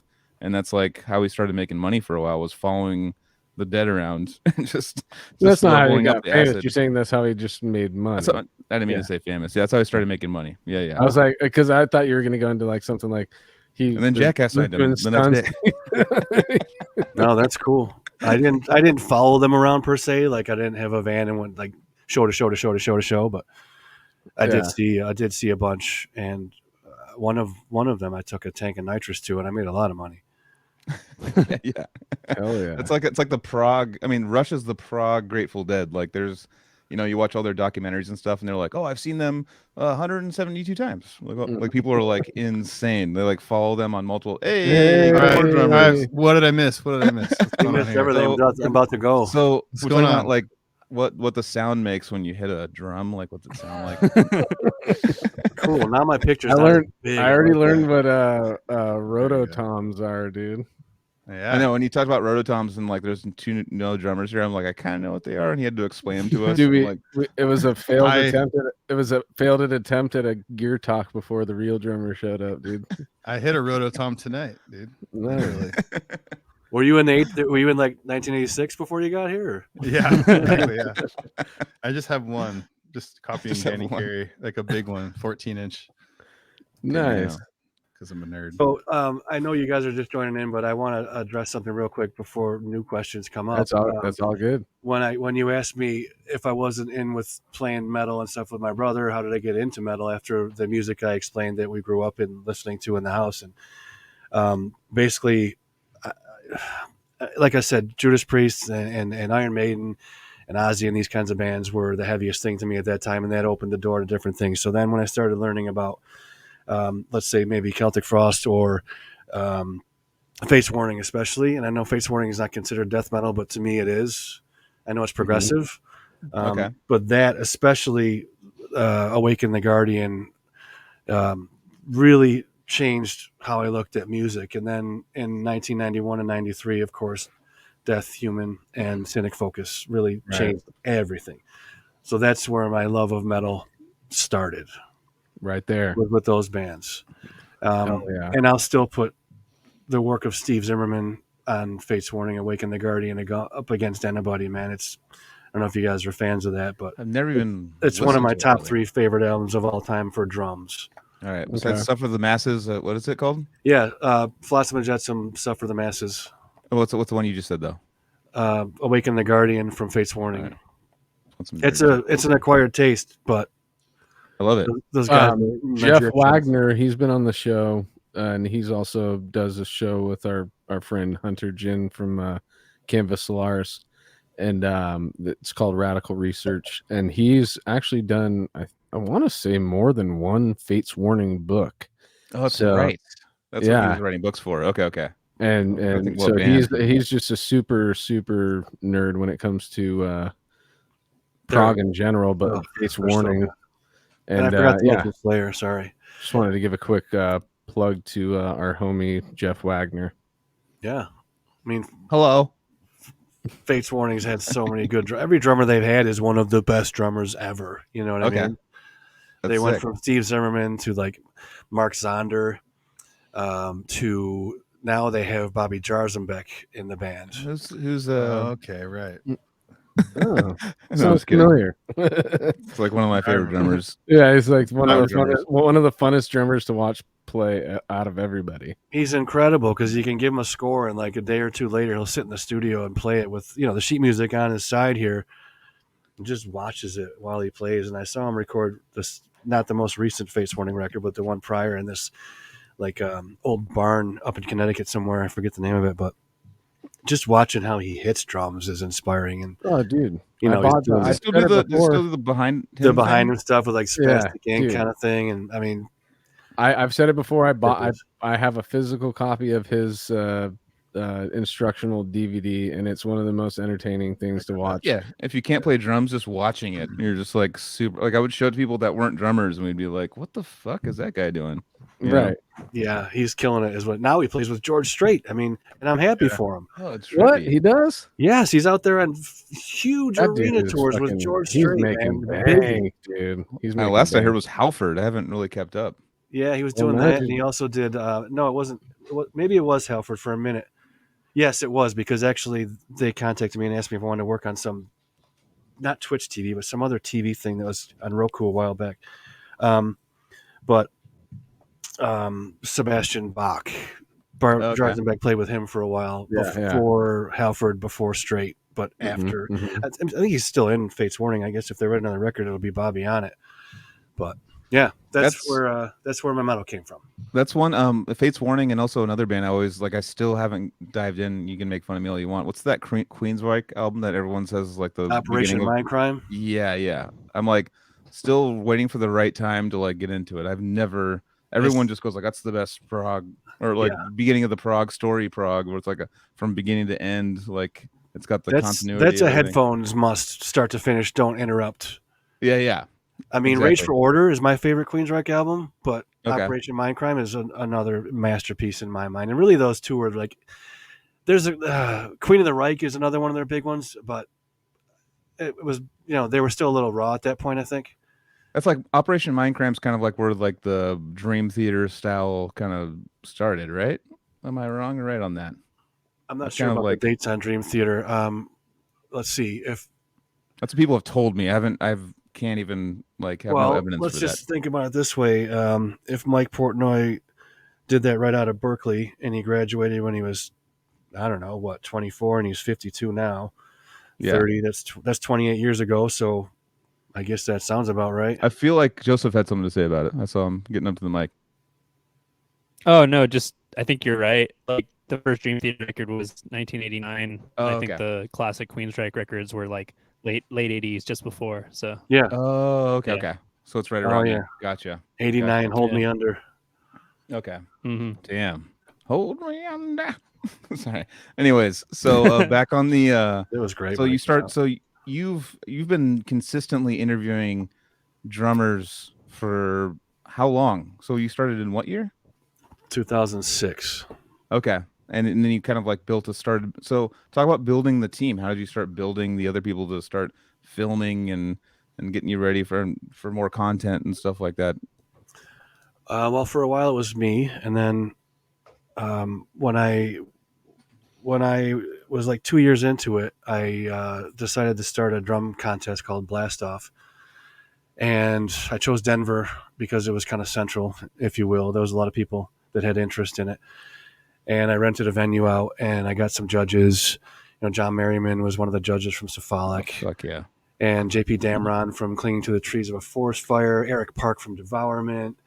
We all got out to Denver, and I had like 30 people from around the country come and play for, cash and prizes that I had raised through sponsors, and that's really how that, from 2006, before the magazine, when I was in Denver doing that competition, I went to a barbecue at John Merriman's house afterwards, and a guy showed up named Andon, he was a drummer for a band called Enemy Rain that used to have Sherwood from Skinless on vocals. And I met him at Merriman's house, and he's a graphic designer who I work for now. I still work for him. I'm his project manager for the company I work for in Denver. It's his. Oh, rad. He's the guy that designed all these covers behind me here. Nice. Okay. And that's the night we came up with the idea of taking sickdrummer.com and going to sickdrummermagazine.com and putting out a digital magazine. That idea was born in John Merriman's fucking kitchen. Nice. Wow. Nice. Has there ever been like a thought to make it like a paper magazine? There have been many thoughts. I mean, it's called it's like a Sick Drummer magazine. Have you ever thought about making a magazine? Yeah, there were many thoughts. No, that's like as a special thing or something. Like not do it's like not a, like you know, it's kind of like 10,000 or something, but like so you don't lose cassette it. boom. You You get can make purchased. like limited runs for magazines. Limited run, yeah, like a limited kind of cool, like nice run of like a fancy, like a digipack of Sick Drummer or something like that. Like that would actually be sick. I think a lot of people would buy that. Well, I thought the same thing, but I made a note. I've learned from watching your podcast that I should take notes when I have ideas because I know I'll forget them 3 minutes later and not go back. So going back real quick to what we were just saying about how did I get people on board to grow it? People just started approaching me, and when I met Anton, the guy with the satchels, that's when it really took off, and he just jumped all in with me and started doing all kinds of crazy video recordings and live recordings, more content, more this, more that. And then, I had friends that helped out, and I had people who wanted to contribute, and I had, people that wanted to sell me articles and sell me photographs. But there was so much content that started flooding in because there was nothing like it. I really didn't have to, worry about a typical staff. It was all people, and all the drummers that I started to know, like, became contributors, like, Roddy and Reinert and all these Colross and all these guys just started submitting lessons and videos and everything else. And that became the content. And it was great because it was from them, which gave a lot more, a lot more, what's the word? I guess respect to the magazine, even before it became as big as it is now. And then just over the years, it's been, some people move on, more people come in. Some people move on, more people come in, and I definitely want to say thanks to everyone who's ever helped us in any way, shape, or form. It's incredible how fast it grew. And what's crazy is in the last 3-4 years, I've kind of slowed down on it as far as issues go behind me. But the goal of any brand is for it to grow on its own. And that's where Sick Drummer Magazine is now. I could literally not touch it and it would still grow every month. Yeah. And it just happens to work out great now because we have tons of content coming in. I get guys like Steve Shalady and on tour, like, hey, do you want some footage? I'm like, yes, sir. Of course I do. Yeah. And I just get it all sent to me now. And with the way it went from what it is then to how it is now, and phones and everything else being crazy better, the content's a lot better. Therefore, it's growing faster. That's one of the reasons behind. And it's a somewhat of a household name for guys who have been around for long enough to really, go out and search through the caverns of all different realms of death metal. You'll find Sick Drummer eventually. It's bound to happen if you dig deep enough. And it's not there, even that deep you have to dig. It's just gonna. I'm just saying, if you continue to dig, you're gonna run into it. It's like finding albums. It's like an album. Like if you get into certain styles of music and stuff, it's like, oh, there's this whole. You can go down the weeds on our YouTube, and I tell you, when we talked a little while ago about coding and websites and dorkiness and all that, that really helped out because when the website was starting. And the website now, I've always known code and SEO. So the domain name is so old now. What, almost 18 years ago? I don't know. Yeah, 17, something like that. Crazy, dude. Yeah, it's got more power in Google just because it's that old. I'm kind of grandfathered in. You know what I mean? Okay. Guys nowadays who buy domain names will have to work a lot harder to get to the top of a search engine than I ever did. I still notice, like, even with like certain, whatever you're searching for something super specific, there'll be people that are placing ads and they still get above. Like it'll be like, Well, that's the answer to Google. You want to get up on Google, pay Google. Yeah, it's like shout out to Kerry Gear for we were gonna buy concert tickets to something, and then he clicked. He's like, oh yeah, let's fucking buy these concert tickets, and he went to it wasn't Ticketmaster, it was like ticketfaster.com. And he bought tickets for like 3 times more. He's like, dude, they were like, oh, super expensive and shit. And I'm like, he's all, oh, it's got like the same blue logo with like an F instead of an M. It's like everything's the same. Oh my god, dude. At the very, I don't know, meter is ticket meter. And like he was like, it's like only like 300 and something bucks or something. And he was like, actually no, he was like, dude, it's like a lot of money for this. And I was like, why is it that much? They're not sold out. It doesn't make any sense. Oh shit, I have like shit on there. But you know, yeah, it was basically like what's it? There's this. No, go ahead and finish your point, man. I'm sorry. No, I was gonna say that like he bought them for like triple the amount, and he's like, he just texted me at the end of the night. He's like, dude, I got metered, dude, ticket meter. And like he bought like these resales that like were no reason to buy resales yet because it's not sold out yet. So it's like he just bought them because it just was the first thing that came out. It looks like you take the first part of a letter or the word and the last part. You're like, oh, quick, yeah, Ticketmaster, whatever, go, and just did it all quickly. And he was like, oh, they're kind of expensive, and then bought it. And I was like, dude, they're like $25. Why do we spend like $160 on these tickets? Is he able to get a refund? No, they were like, they got me. That's why it's a joke between me and Carrie. It's like, oh, dude, getting metered. It was like getting screwed over. Like it's like it's ever since then is yeah. So anyway, that's the other thing that helped is, back in the day when I started the Sick Drummer website, I was also working on other websites, like I said, and building for people and this and that. And I used to do this trick where if you buy a new domain name and you're trying to get it indexed by Google, it used to take quite a while, days or weeks, and there was nothing you could do about it. So I used to build these websites where they were like nowadays, you see them all over. Like you'll click on something from Facebook and you'll go to this website. It's just ads everywhere, right? And it's just annoying and da. So before that, before this version of those types of sites, I would build websites where there were just literally hundreds and hundreds and hundreds of pages in the background that were being indexed for no particular reason other than me trying to boost up the PR ranking of a domain name, like anything from like, carpet salesmen or automotive shops or whatever, and just lists and lists and lists of hundreds and thousands of them that I actually stole from another website that was doing it, and I hacked into his and took it, and he was pissed. But what I used to do was like, you could go and open up an eBay auction for something as simple as I could make a PDF with like 5 recipes for Chinese food and just try and sell it as a recipe PDF. But what I would do is I would host the recipe PDF on the domain name I was trying to get indexed, like Sick Drummer Magazine per se.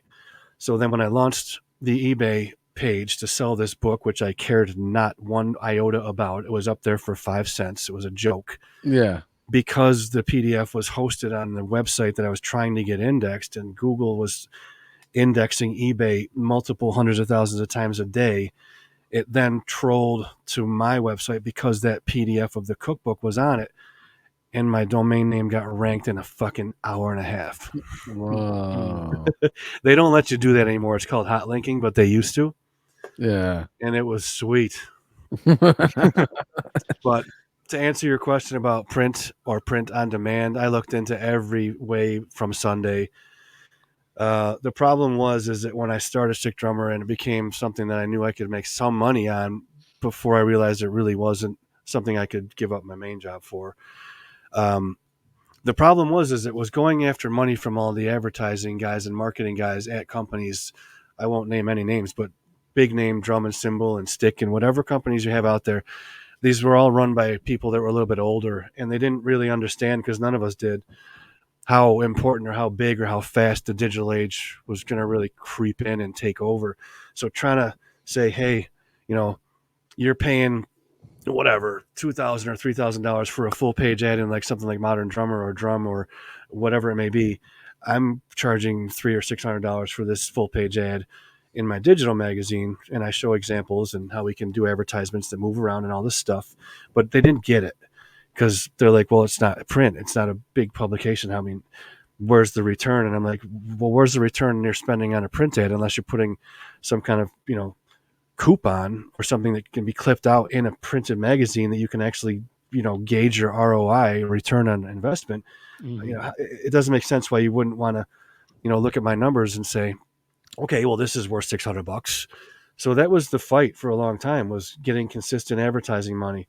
Then I decided, because it was hard, I started charging subscriptions for the magazine, and that was a mistake. I did well for a while, but I decided at one point that I was just going to take the subscriptions away and give it away free, because it was growing faster, of course, because everyone wants everything now free.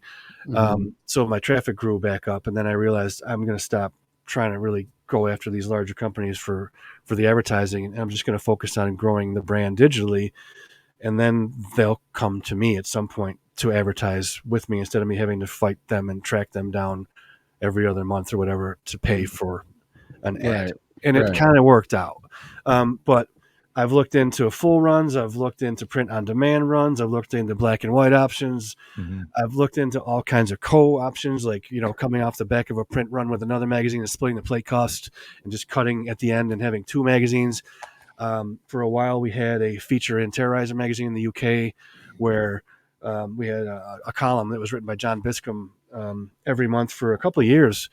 And then we were going to piggyback a print edition inside Terrorizer with a flexi disc. And it was all just very, very, very expensive for the money that I had already been pouring into Sick Drummer, without any real guarantee, this is going to work out. And I'm going to you got to understand, it's death metal, of course. So I'm never going to have as many subscribers as someone like Modern Drummer, because that's just the way it is. Right. And I came to that realization a long time ago. But then something else happened.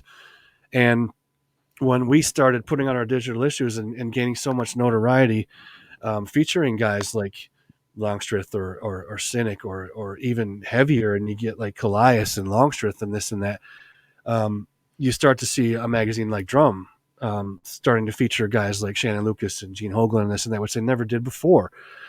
And I like to think that that's basically because of what we were doing. They were trying to, capitalize on that market or that market share.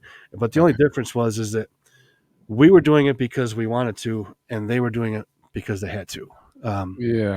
They stopped after a little while when they came to that realization, which actually helped me again. So right now, Sick Drummer's at a really good point. I'm making a big push to up our YouTube activity in the next year and a half, 2 years. If I can go tenfold from where we're at now, I will quit my job just from YouTube. Yeah. Nice. That's why I never went print on demand, because the costs outweighed the benefits, which is the same reason I got rid of Grindstick. And we're in a more digital world now, dude. I mean, when I ask you, would you ever do a physical one, or if Joel asks you that, it's because we're from a generation where we used to buy the physical magazine. You like smelling it and flipping through it, man. Yeah, totally, dude. I still have a collection of magazines, There's and Metal Maniacs, and there's Artifacts of Brutality is a new venture that just put out a physical magazine that is just brutal death metal. And the new editor, I think her name is Rishon. She's awesome. I met her at Chicago Domination Fest, and that was where they launched the physical magazine. So that's cool to see that kind of thing coming back. It's very cool. Is it a magazine or like a zine? Is it like thick, or is it like just a few pages? I think it's like what? Okay, I think it's a longer edition, not like a few pages. But that's I actually haven't held it. But yeah, it'd be interesting to actually get a copy. You can buy one still. I think they still sell it, and they're working on volume 2 right now. Artifacts of Brutality. Artifacts of Brutality. Yeah. And then I just wanted to ask you, especially since you're talking about YouTube now and wanting to grow YouTube, like I was introduced to Sick Drummer probably through YouTube, the YouTube channel, and that was just 2006 or whatever when I started checking out YouTube. And I remember it was probably one of the first set of first channels I followed, first set of videos. So what are the first few videos that you remember hosting that really kind of took off or got people got excited about the channel and stuff? Wow, that's a good question, man. There's so many. To think back, I would say the ones that really helped the initial growth, which is, I'm guessing, what you asked, is stuff like when Marco Petrozilla was in Brain Drill. Oh yeah, that was a classic. Yeah, of course, I remember that. I used to get stuff from Gorgasm, and I used to get stuff from like I'm on the wrong screen here. I'm on the Cali Death podcast. I'm wondering why it's all okay. There we go. I'm back. Joseph, you weren't here when I said this earlier, and I hate to repeat for the guys that are on here, but Joseph, Dave Colross's son is in chat. Oh yeah. Dave and I were really good friends. We still are, but we don't talk a lot anymore, but here and there. But he found a DVD way back too. John Merriman also helped back in those early days, and bands like Whitechapel, Cannibal Corpse, Acacia Strain, Goat Whore, pretty much anyone that was on the Metal Blade 25th anniversary tour really was a good jumping point. But Carl Ross found an old DVD with loads of old material from overseas, from Malevolent Creation and Hate Plow, and he gave it to me, and I ripped it to digital, and I started posting those up, and that was all during the time of the first wave of people noticing, oh, well, this is cool. There's a lot of crazy videos on here. And then it just took off from there, I guess. Mm-hmm. Gotcha. Okay. I remember. I want to just shout out. I think. Did you host the George Collius video of playing through Annihilation of the Wicked? Is that a Sick Drummer video, or is that just something else? I think that might have been Beatology or Blastology. Blastology. That was that guy Ken. Okay, a different channel then. Yeah. No, we've done a bunch of stuff with George. He was at my camp, but not. We probably have a video of him doing that song from somewhere else, but I know that what you're talking about, and that wasn't me. Okay, just check in, because I didn't do my homework before this. I should have gone and looked at the very first videos on the channel, but I remember that copycat piece of what? I used to spend so much time prepping for interviews. Just like I used to spend a lot of time prepping for NAMM. Like, where am I going to go? Who am I going to feature? What gear am I going to take pictures of? But I realized after I've been to NAMM like 13 times, and I think about after 6, I'm like, I'm wasting my time, man, because it's so different every time you go. Right. I ended up getting better content and more content when I didn't plan it out ahead of time. I have a question for you about NAMM real quick. Do you think it's going to be the same thing? A lot of people are saying it's going to start going... You got super loud. Your audio just went like... Yeah, shut up, dude. She just leaves. Get out of here, man. Joel's gone. Well, how is he gone and we're still on? What was he saying? I couldn't. It was so aggressive. I couldn't pay attention to the How words. is he gone? And we're I totally wasn't focusing on the question at all. It's the audio for sure. So, speaking of NAMM, dude, why isn't he popping back in? He's being a little bitch right now, dude. Yeah, he's now typing. I'm illiterate, so I can't. No, NAMM. I hope it's the same someday, but I highly doubt it. That's the sad truth. No. Unless they forget about summer NAMM and just make winter NAMM in Anaheim be bigger, but it won't be the same for a while because of the pandemic, obviously, and not just because of the pandemic, but because what the pandemic did to the income that everybody who was a touring musician suffered. So now, because there's tours out again, you bet your ass that all these guys are going to take tours versus going to NAMM. You know what I mean? So it just won't be the same. And a lot of the companies, even 3-4 years ago, stopped putting as much money into the big events like, the Tama Night party or the Sabian party or the Schechter party or wherever it might have been. Those events used to be like movie-worthy ragers. And they're just getting lesser and lesser. Yeah. So it's going to be harder to come back from. You know what I mean? I hope it is, and I hope it's something close to what it used to be. I'll still go and check it out, but I don't have high hopes for it ever going back to what it really was in the heyday. Right. I mean... Oh, thanks, man. I kind of had that feeling like how people have talked about NAMM in the past few years. I'm like, I remember hearing everybody have super positive experiences when they went to the first. I mean, how long has NAMM been going? Oh, dude, since I think the 70s. Oh shit! All right, so then I'm totally out of the loop. I thought it was mainly like metal shit because I've never been.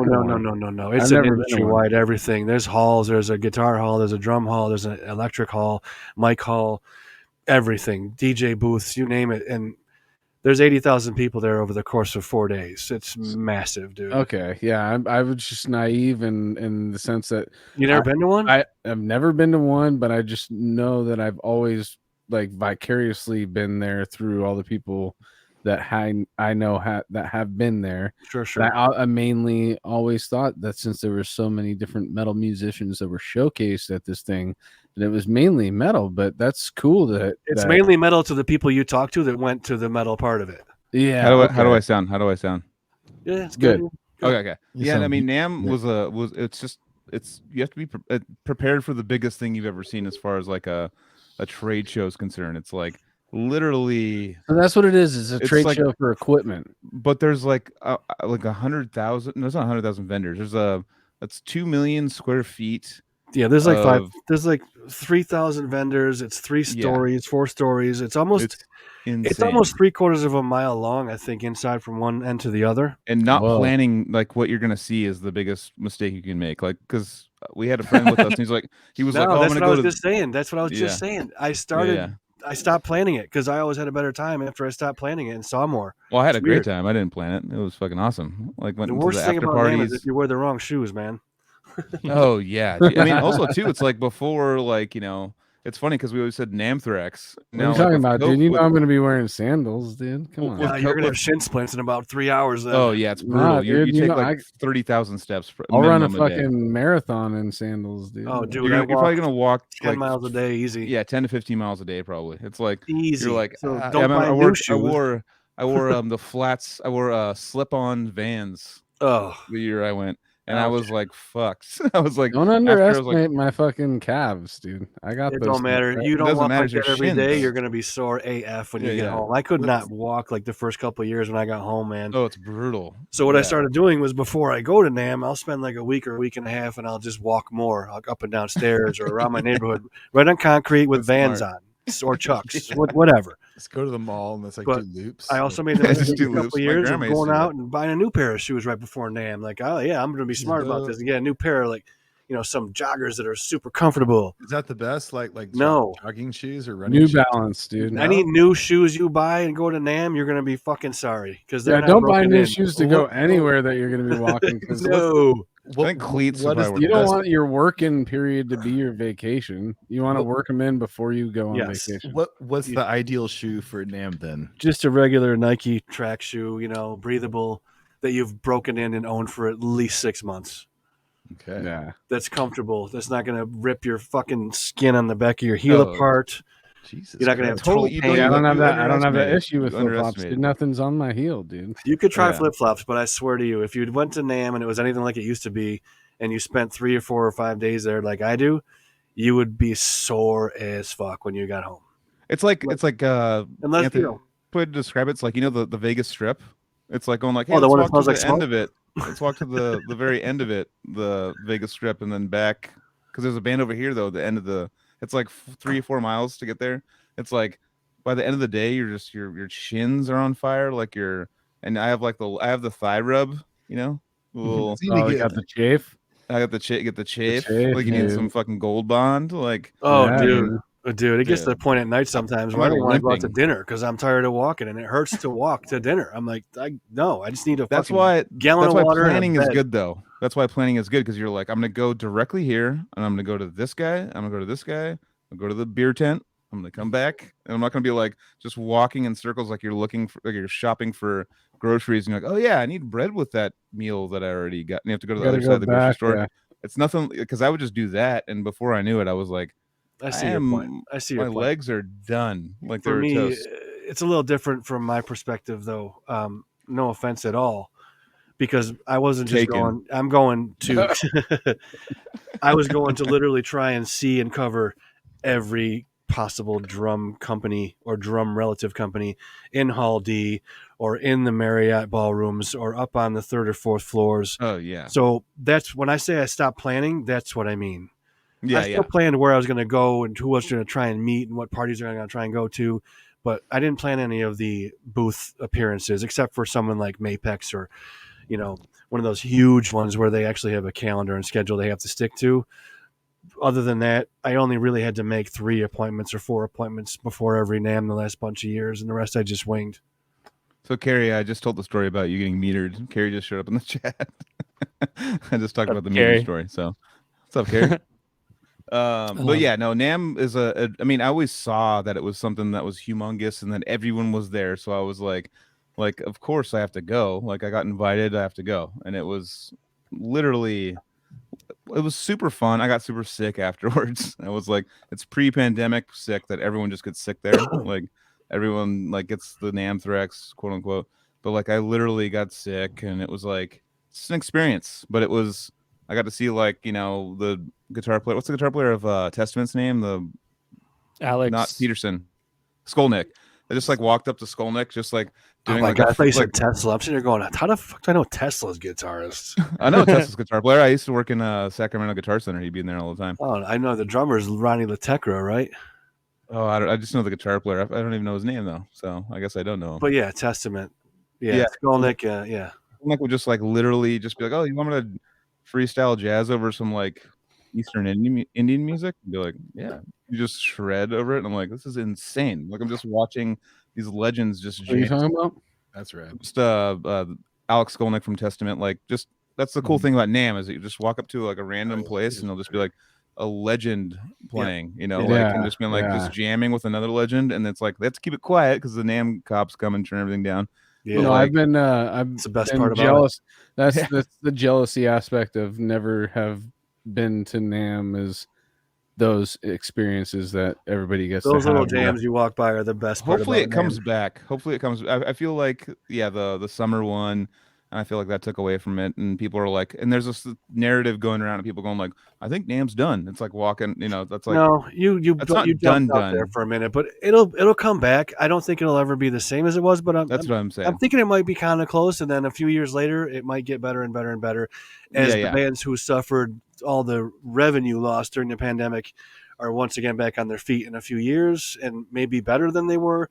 They Then probably just NAMM need to could be what it was. I think what they needed to do, which was probably a hit to the franchise or whatever, would just be like stop for 4 or 5 years and then come back on winter again, like 2030 or something.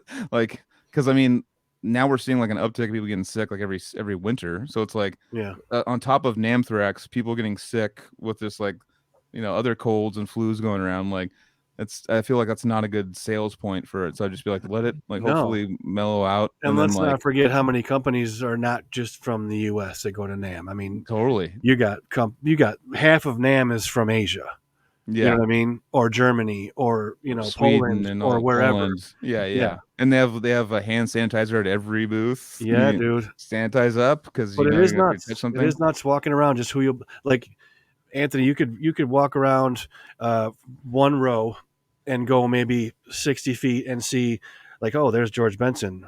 Holy shit, there's dude from Carcass, Dan, and there's my God, is that Paul Stanley or I fucking just walking around. I saw walking Stevie around. Wonder, man. I fucking saw Stevie Wonder playing drums on a kit randomly What one the day fuck? at That's NAMM. fucking dope. I had That's just fucked. seen George Benson, then I saw Stevie Wonder, and then I walked down. There's Kerry King, and Wow. What was Stevie Wonder playing on the drums? It was like Superstition. it was Superstition, and he had a fucking like presidential bodyguard unit. Dude. Well, People the were next time Joel goes, people he'll are trying to take like, me get as their a date, cameras up, dude. and his security's all like, no, you know, just jump. Fucking so cool. Like Dave Mustaine's got a security fleet like that, and That's so funny, dude.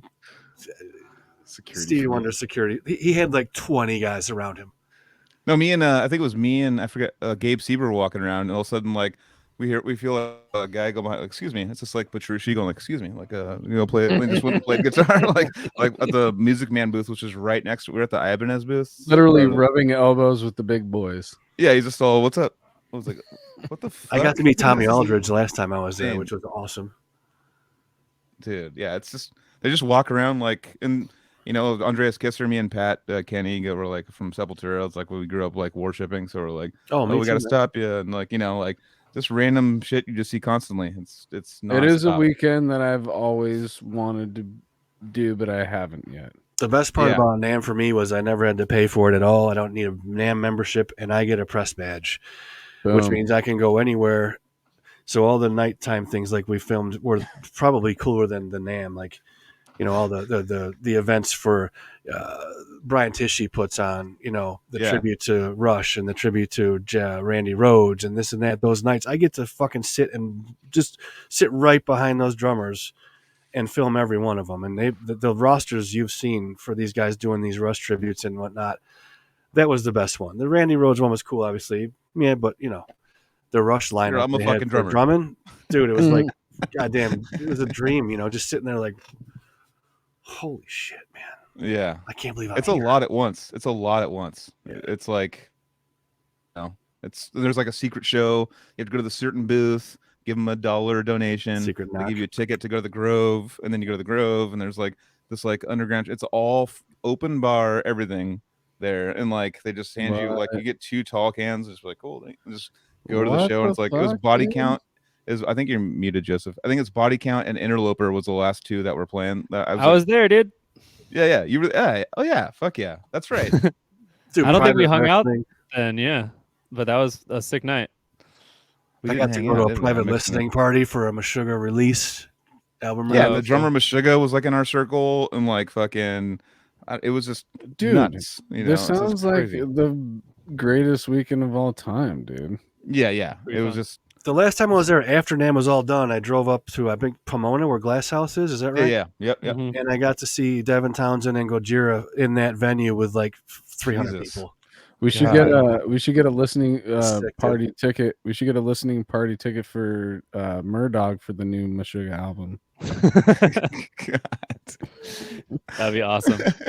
Send in the press badge for it. God. Frame it. Yeah.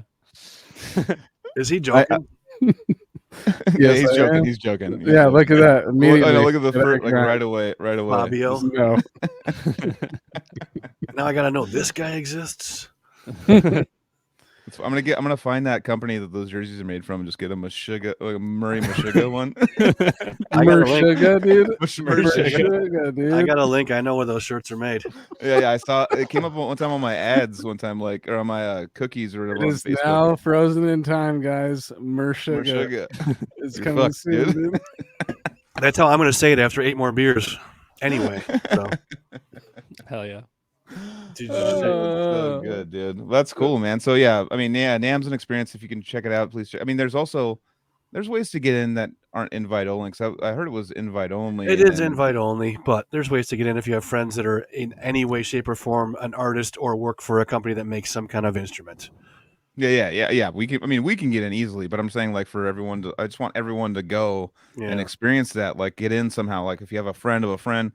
So sometimes they sell the invites. Like I've had friends go like, "Hey, if you want another friend to come, my buddy's selling one of his invites for $80." Risky, dude. I couldn't do that because I get like, I think I get 6 or 7 press passes for one magazine.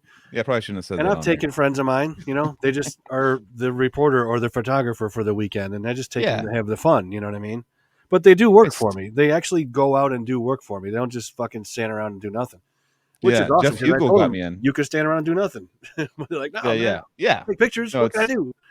It's so big though. When I tell you like how much walking you do, like you walk in there and you're like, I have no idea how to explain it because it looks like it's not that big. It's like that's why I mentioned Vegas. It's like, oh, it's just a fucking like a conference hall. Yeah, just convention. And then you start walking, you're like, what the fuck? We've gone by like 40 booths in this row already. Like it's literally just. It's a big grid system that just goes forever. And yeah, you don't get to check everything out, but like you might as well like know where you're going and plan it out. Anyways, hopefully it's that big again. They supposedly built that. It's right next to Disneyland, Anthony. So it's like touching it's Disneyland. The convention center. It says NAMM. Yeah, they built it. Everyone's like they made it that big because of NAMM. Like they wanted. It's like NAMM. I stayed everywhere. in that Marriott. That's right there. It's yeah, nice me and hotel. Trevor stayed there last year. It was fucking. It's insane. It takes up 53 acres, dude. Jesus. Yeah. You were right when you said the square footage. You know, the square footage you said was pretty close here. I said 2 million, but it might not be. I might have been shooting high. Maybe not. It's 32 billion. I live 25 minutes. 815,000 roughly. Ah, weak. But 53 acres, dude. I wonder how long crazy, it is in miles. But like multiple stories, though. Yeah. You know, like that's insane. Yeah. So back to Sick Drummer. So how would you say? What would you say are like the big kind of like milestones in Sick Drummer? So you talked about kind of like some of the updates with like kind of the revenue and advertisements and stuff, and then what about like kind of the other elements of maybe there's like personnel changes you kind of also touched on, but how do you kind of like mark out like the history of the project Sick Drummer? I'm not sure if I really do, man. Okay. I think it just became part of me as it. When I started, I had goals like that. Sure, you know what I mean. I want to have X amount of followers by this date, and I want to have this many subscribers. But it just took a different form, and my life took a different path, I guess. And there had some of the biggest milestones would have been, the blast off drum competition we did in Denver back in 2008, and then the 2011 drum camp in California, where I had 30 people from around the world come and play and sit and learn from 7 of the best drummers at the time for a week, which was a huge milestone, and that really grew the brand exponentially. I wanted to go to that so bad, but thank you, man. I wasn't in California at the time, but yeah. There was a guy from Germany. There was a guy from India. There was a guy from Australia, Todd Hansen from Australia, from King Parrot. And then the instructors, Sean and Gene and Tim and Dirk and Derek and Gus. And campers came, 30 campers from 13 different countries. And these guys got to sit and have lunch with all these guys. You know what I mean? These are just regular dudes and drummers, and they got to sit and tell stories with and eat with and, just party with these drummers for a week. And me and Anton had, a room in this house. So all the instructors and Anton and I and Dave Lozano was the drum tech for it with a guy named Dane Cooks. We all had a house that we stayed in. Then there was like this huge barrack building, and then there was a whole venue building on this one property. It's a really weird property. It's called Isis Oasis, and it's like, an earthly kind of spiritual place for people that go do yoga and all this stuff. But the fucking place is in the middle of nowhere, and it's really nice. I mean, and it was so affordable. But that camp turned out awesome. I wish I could have done another one, but it wasn't in the cards.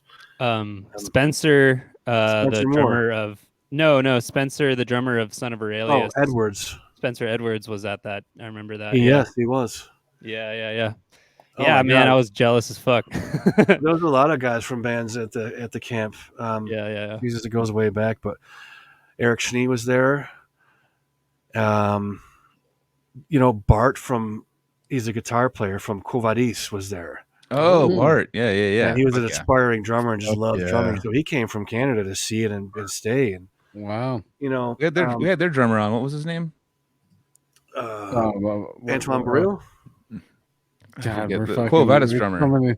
Yeah, wasn't it? Thanks for calling. Yannick, dude. Yannick. Yeah. God, so many episodes. From Gone in I April. feel like a fucking piece of shit that I couldn't. Who's Quo Vadis, dude? Whatever. Names are hard, man. Names are tough. Other than that, especially a name like that too. Breaking 100,000 subscribers on YouTube was a pretty good milestone. Nice. Fuck yeah, dude. And that was just about 2 years ago. And we're already at like 160,000. But, you want to kick down a few? So the next milestone for me is to tenfold revenue by just attracting more content and growing it. So you're talking about how it's kind of growing itself now. I would kind of think maybe that like with iPhones and cameras and everyone having their own platform, that you might think that like kind of drum content would get like decentralized and there'd be like less of a spot for something like Sick Drummer to flourish. It would just kind of just disperse to like every drummer having their own platform. But so Sick Drummer is still growing even in this kind of environment right now. The interesting thing about what you just said is that's helping us grow versus taking away from it, because now guys that are in bands, I'm not talking about fans that just get footage from the side or whatever, but I'm talking about guys that are actually in bands contact me all the time, and they'll be like, hey, I'm playing this show here, or I'll reach out to them. Like in Australia, we did live streams in Australia a couple months ago, and now I've got this whole group of Australian bands that are just emailing me all the time like, hey, I just filmed myself again with my band, or I'm coming up on this big tour with these bands. Do you like?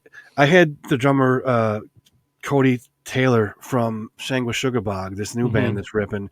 Hell yeah. Oh yeah. He Cody's hooked me rad. up one night, and he filmed himself with a tripod for me because my guy was gonna go and he couldn't make it.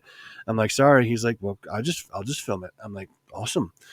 And then the same night, he's like, do you want me to fill Paul from Cannibal Corpse too? I'm like, sure. Fuck, would you? Yeah. So now I've got all these different people from all walks of life and all levels of their position in the industry, whether they're a brand new band or a national or a support or whatever it may be, and drummers themselves with good studios at home or whatever, have the ability, just because they have a decent phone, to record a video, and their first thought is, oh man, maybe Sick Drummer will upload this for me. Right, dude. I was just, while you're talking, I'm thinking about the fact that it's like kind of a badge of honor for the drummers. It was for me just this year. Yeah. Yeah, and I totally It's humbling, understand to that. say the least, man, and that's what's happening. If you're a drummer and have a video or multiple videos on Sick Drummer, then that's the badge of honor, a patch that you get to throw on your vest, dude. I appreciate that, and I hate to even talk about it because I don't want to sound like I'm blowing myself or conceited. Well, we're blowing you, dude. But You're I what? cannot tell you. Even last night, I was on Max's, stream, and someone who didn't realize it was me, Sick Drummer, on there was like, "Holy shit!" And then they're throwing around the word legend, and I've been at stores where fucking strangers have come up to me in the middle of nowhere, like, "Are you Ian? Like, do you have this drumming magazine?" And I've had people at NAMM tell me it was like a bucket list shit to fucking get a picture with me. I'm like, dude, shut up. I'm just a guy who started a fucking magazine, man. Mm-hmm. But it's awesome, and I wouldn't trade it, and I'm appreciative, but I hate talking about it because I don't ever want, any of that kind of egotistical, portrayal from me about it all, We've spent almost 2 hours with you, dude. You don't have an ego. Don't worry about it. Well, thank you. Yeah. It's humbling that it's possible now, and that people think of Sick Drummer as that. You kind of done the same thing that a lot of bands have done. It's like they drum, and you're like, "Fuck yeah, that's super sick!" And now you've bought a collaboration of sick drum things for people that are aspiring drummers, and they're like, "Oh, this guy's super sick." You know what I mean? It's like being a part of a band almost. It's like, so you're basically bringing like awesome content and influencing people that are starting to play drums and the people that have been playing drums for a long time. And it's like a different version of being in a band. You're showing them, oh, this is what this guy looks like from behind. It sounds terrible. But it's like, this is what this is what I'm not like Gilbert, dude. But it's like, basically, it's fucking awesome, man. You came at it from like a real fan standpoint. You didn't come from it like, and you hit a vein. Famous. I'm gonna be famous. You're like, I'm gonna show people the sick shit. You hit a vein that is something that he's talking about behinds. You're talking about veins. This is getting gross, man. Main vein. Yeah, you hit the main vein with it's like I said in the beginning of the podcast. This is like one of the most entertaining aspects for even people outside of the genre. When I show death metal drumming to somebody who is not familiar with extreme music, it is impressive to people outside of the genre. It's instantly. So that's what I say when you hit a vein, which is this thing that is one of the most entertaining aspects of our music. And no matter what you play or listen, or, if you play guitar, you're a vocalist. I'm just a vocalist, but I love watching drummers. Yeah. So that's the vein that you hit, dude. It's like showing the world as much of this type of drumming that you can possibly show, Yeah, and that's where the badge of honor comes, because the drummers are like, oh, well, look at all these other drummers. I want to be up there too. And that's where you get the phone calls like, oh, dude, or emails, put my shit up there, please.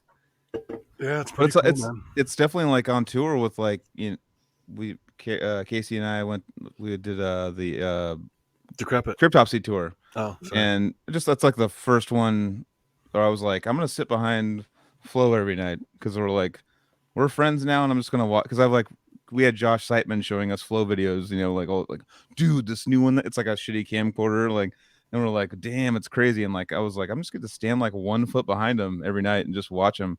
And I was like, it's an expression of art on drums that I know.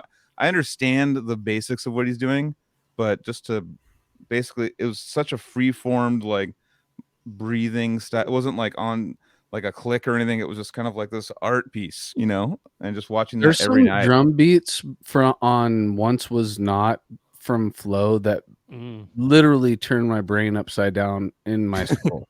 Yeah.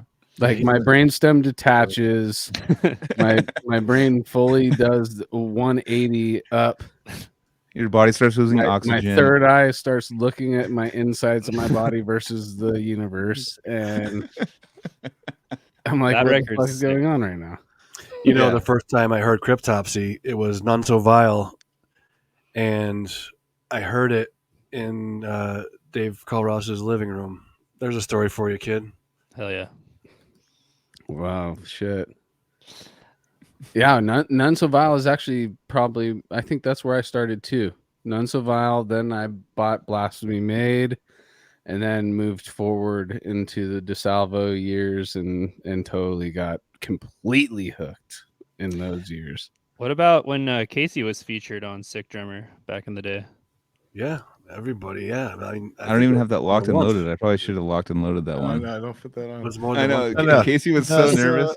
The first Yeah. time was 2006 or 7 at the arcade in Rochester. Yeah, that's what it was, right? That was the one. Fucking legendary shit, dude. Yeah, Oh my man. God. Standing right there with a bullshit. You know what's fucked up? Oh my God.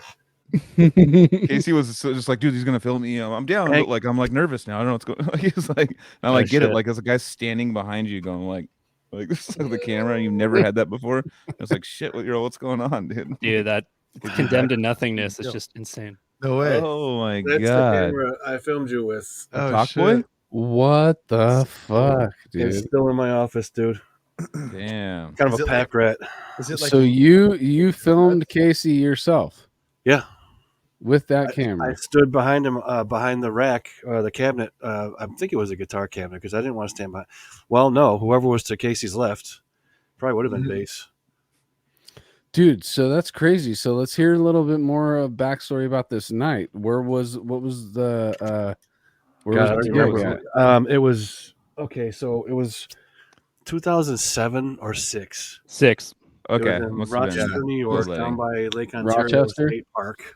it was? Yeah, it was right on the water at a place called the Penny Arcade. Oh yeah. It's Was gone this now. the bloodletting? It was okay. I don't remember the bands. I know because there was different people that played with different bands. I think It had to that have been might bloodletting possibly. around that time. But We played Penny Arcade on bloodletting. I don't think it was. I thought it was later though. I thought it was Sam later. I thought it was- was Samus was there. If it has the white tom heads, it wasn't. The Oh. Bloodlet tour. he said it was Samus Samus was there for Policelli was Ab- on the Abigail- tour with you. Abigail So it was Williams Abigail tour. Williams. So it was Faceless, Abigail Williams, Decrepit Birth, Veil of Maya, Okay. and Psychroptic. No. Wait, who was? Oh yeah, if Lyle Cooper was playing with Faceless at the time, then that was it. Yeah. that's it. I'm pretty sure that was it. That was the That tour was the package. Yep. Yeah, So yeah. remember, that's I when we just sent met Casey a Samus. picture of us the other day, actually, that I Yeah. found from back then. Right. That's Lyle was crazy, in man. that. Okay. Lyle had yeah. the craziest scowl when someone gives a metal face, like the upside down frown. Yeah. It's like He's a cartoon, man. He's like, Oh, he's demonically possessed. Yeah, it's a meme. That's another actually. person I would it's sit the mean behind all mug the of time. all mean mugs. Yeah. Yeah. That kid is so good. He's got some new music out right now. I just heard about 2-3 months ago. That's Yep. dope. Yeah. Totally. Nice. Yep. Yeah, I started talking to him on Facebook, and I was like, "Dude, you should come on the podcast." But I don't know if you saw my message yet on that. But yeah, it'd be awesome to have him on. Yeah, I don't Yeah, feel dude. like I love Lyle. Lyle's like one of my bros. I don't feel like that's a style to do a podcast. It's almost like an Erland thing, like Erland's like I don't. Yeah, Yeah, I don't. Never know, dude. You might just. I don't know. I don't know. It's been over Glad a it year. is Maybe we'll hit up clean. Berlin again. Like He's an dude, adult come on, now. dude. Yeah. Dancing lessons, dude. Come Yeah, on. He was like dude. he was a Dude, I child. think Erlen would be amazing. I wish he would come on. Yeah, I mean, I remember that Erland's night, one of the dude. funniest people ever. I remember Like, that night. Casey's ripping, man. Hell yeah. Casey's always ripping, dude. Then here we are, what, Always 20 years ripping. later, Yeah, and we just dude. live streamed you about what, a month and a half, 2 months ago, back out in Arizona. Yep, that was Oh yeah. Oh, yeah. August Last of Lucy. August 16th or 15th. I think it was the 15th. It was that was a Monday night, and three sick drummers. That was me, Aaron, and fucking Casey Brand all got a live stream that night. It was really fucking So- rad. Right now on this fucking screen, there's a dude we filmed in 2006, and then a dude we filmed 18 years later Yeah. in 2022 right there, and that's crazy. It's like I get these kids coming up to me like, dude, I've been following Sick Drummer since I was like 13 or 8. And I'm like, what? Am I that old? It flies by, man. We are There's, that like, I old. am that old. yeah. It turns out to like when a decade's like feels like it's like 3 years. You're like, That's just crazy to Yeah. think about, man. I Yeah. know. Dude. It's super cool that is the reality of it, though, that we got a show here. Two of the hosts are drummers, and they are both a part of that project over they've come in through the amount of time that's been a project. Don't you play drums too, Anthony? Oh yeah, yeah, dude, I was in a band called Haya. You know, You could do "Wish You Were Here," right? On drums. it's an acronym for herpes in your ass. Oh, I was gonna say I'm higher than you right now. Well, let me catch up, dude. And that was Mike Wyatt who filmed my live Yeah. stream. That was Yeah, rad.